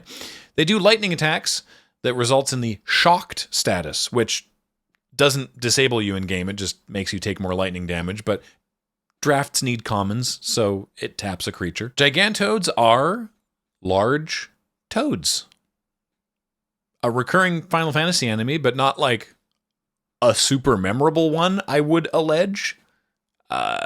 Big Frog. Iron Giant has also been around since Final Fantasy II, and they are big metal guys. These stats and abilities make sense to me for a big angry metal man. And finally for 15, it is generally assumed that the name Marlboro comes from the Marlboro cigarettes because they smell awful and make you sick, but that's never been officially confirmed. That may have been intentional, but only by the English localization team. We don't know for sure. Anyway, this attack, Bad Breath, just sucks. And if you're wondering why it does so many things on this card, it's because in-game, Bad Breath has traditionally afflicted the party with a whole cocktail of status ailments all at once. In 15, those are Enfeebled, Compromised, Disenchanted, and Cursed, which all reduce strength, defense, vitality, and spirit, respectively. It also poisons characters, damage over time, and confuses them, which messes with the controls and swaps weapons at random. In some games, Bad Breath also turns you into a frog and puts you to sleep. It sucks and makes Malboros a threatening enemy to fight at any level. Final Fantasy XVI. I'm going to be real with you folks, we're going to slide to the end of this video with a game on which I am not quite as knowledgeable. I'm not going to go deep on the plot, but Yoshi P, who Square asked to direct number 16, said they were heavily inspired by Game of Thrones, so I bet you can guess a lot. In this game, the summoned creatures are called icons, but spelled like this, E-I-K-O-N-S. This scene depicts the fiery Ifrit battling a much larger boss fight version of Titan. In this world, the crystal's curse grants a person the power of an icon, called a curse because these people eventually turn to stone and die, but until then, they're treated like weapons to fight for their kingdom. Cool. And these people are called dominants. This is our protagonist, Clive. He is Ifrit's dominant. He was the firstborn, so he should have inherited the icon Phoenix from his dad, but instead it skipped to his younger brother Joshua, which you would think would be Clive's main excuse for being all dark and moody about things, but no, he's actually really loving and caring. It's when his dad and brother are killed, and his mom sells him into slavery for the empire that killed them, that's when he starts being all glum about stuff. Clive becomes the dominant of the dark icon Ifrit, the fire summon, which I think is why Clive's frontside ability cares about devotion to red. Ifrit moves into Clive after fighting and killing Phoenix, which is awkward because Joshua is Clive's younger brother. chosen as the dominant of Phoenix since it never manifested in Clive. When Ifrit and Phoenix get in a fight, and it seems like Ifrit kills Phoenix, he thereby also kills Joshua, which sets Clive off on his sad revenge tour. But it's like these people have never heard of Phoenix. Like it's got one trick that it's known for. Anyway, Phoenix gets better, spoilers, and these are abilities that it can do in the game. I should add, you might have seen a lot of Clive's English voice actor, Ben Starr, in promotion for this set, and Ben's great, even if I am a little derisive about a protagonist being named Clive, but like Ben a lot. This is Jill, Clive and Josh's childhood friend, but Clive has a crush on Jill. Ooh. As Shiva's dominant, Jill can use ice magic, which we've already seen on other cards represented as creature tempo, so she bounces a creature. Shiva's Mesmerize shoots icicles at enemies, which I guess would also make me not want to block, and Cold Snap freezes all the enemies in the area, so I like that it freezes your opponent's mana. The three of them, but especially Clive, have a very good dog named Torgal, who you'll notice isn't typed as dog, because he's actually a wolf from the north. Dion Lesage is a noble and kind man and leader of the Holy Order of the Knights Dragoon, which is why he and all your knights get to jump. Dion makes a knight token when he enters the battlefield. That's the man behind him on the card. That man is Terrence, and I'm not even going to make a joke about them being very good friends. They're lovers. Dion is the first outwardly gay character in a Final Fantasy game, and good for them. Boy, I hope Dion survives the game. Certainly doesn't survive in my drafts for very long. Dion is Bahamut's dominant. Bahamut is back. Wings of Light lifts you up in the air to charge Mega Flare, and Giga Flare is the most powerful icon ability in the game. It just wrecks stuff. Cid in Final Fantasy XVI is not an inventor, but rather Sidolphus Telemon, the dominant of Ramuh, and he is fighting for dominants and bearers to be free of their weaponized servitude. Bearers are people who can use magic without a crystal. Judgment Bolt has long been the name of one of Ramuh's lightning attacks, so here is Cid doing that. After assuming Cid's role and name as leader of the freed bearers, Clive founds his own hideaway since Cid's got destroyed. It's built in ruins on a lake in the Deadlands of Storm. There's a continent called Storm. There's another continent called Ash, and in between those two continents lie the Isle of Ark, and on them is Twinside, the capital city of the Crystalline Dominion. Here it is. It's like a functional reprint of Unknown Shores, but it's a town and has cycling now. That's minor antagonist Benedicta Harmon, the dominant of Garuda, the bird lady that we saw earlier. Ambrosia Whiteheart is Clive's loyal chocobo steed, doing the frequent MTG thing of a loyal steed getting another creature out of harm's way. And finally, Yoshi P said that 16 was inspired by Game of Thrones, so imagine if at the end of the whole thing, everyone's actual motivations for all the horrible stuff that they did was because an ancient megalomaniacal alien was manipulating everything behind the scenes. Anyway, this is Ultima. The Blight refers to a horrifying environmental plague that renders lands barren and uninhabitable, but obviously Ultima likes that, so A+ mechanics here. And that is every Final Fantasy Magic card, except some Commander reprints, explained to people who have not played Final Fantasy. I hope this all answered questions that you may have had. I'm sure this will bring up more questions. Feel free to get into those in the comments below. As I said at the top of the video, if you have other trivia or knowledge that you want to share, please feel free to do that. But know that I included everything that I thought while keeping the runtime as short as possible. This is me keeping the runtime as short as possible. I want to shout out to Matt, Ben, Matt, Jacob, and Jordan for assisting with the research, and of course to Jordan for doing the bulk of the editing work on this one. This is a bit off a lot here. Not more than I could chew, but it was a lot. In addition to what's going on in this card, the main question that my Magic playing but not Final Fantasy playing friends asked me was, where should I start? And maybe this video answered that question. That seems like something else people could get into in the comments. Mainly, I just want to thank everybody for watching and remind you that this video and everything that we do at Loading Ready Run is only possible because of everyone's kind support allowing us to keep making stuff on this weird internet. So if you're able to support us on Patreon at patreon.com/loadingreadyrun, or by becoming a member of this YouTube channel, or just throwing in, YouTube calls them a super thanks, into the comments below or something like that, it would be really appreciated. But until we talk again, I have been Graham. Thank you so much for listening to me lose my voice talking about Final Fantasy. Go out there and be a warrior of light.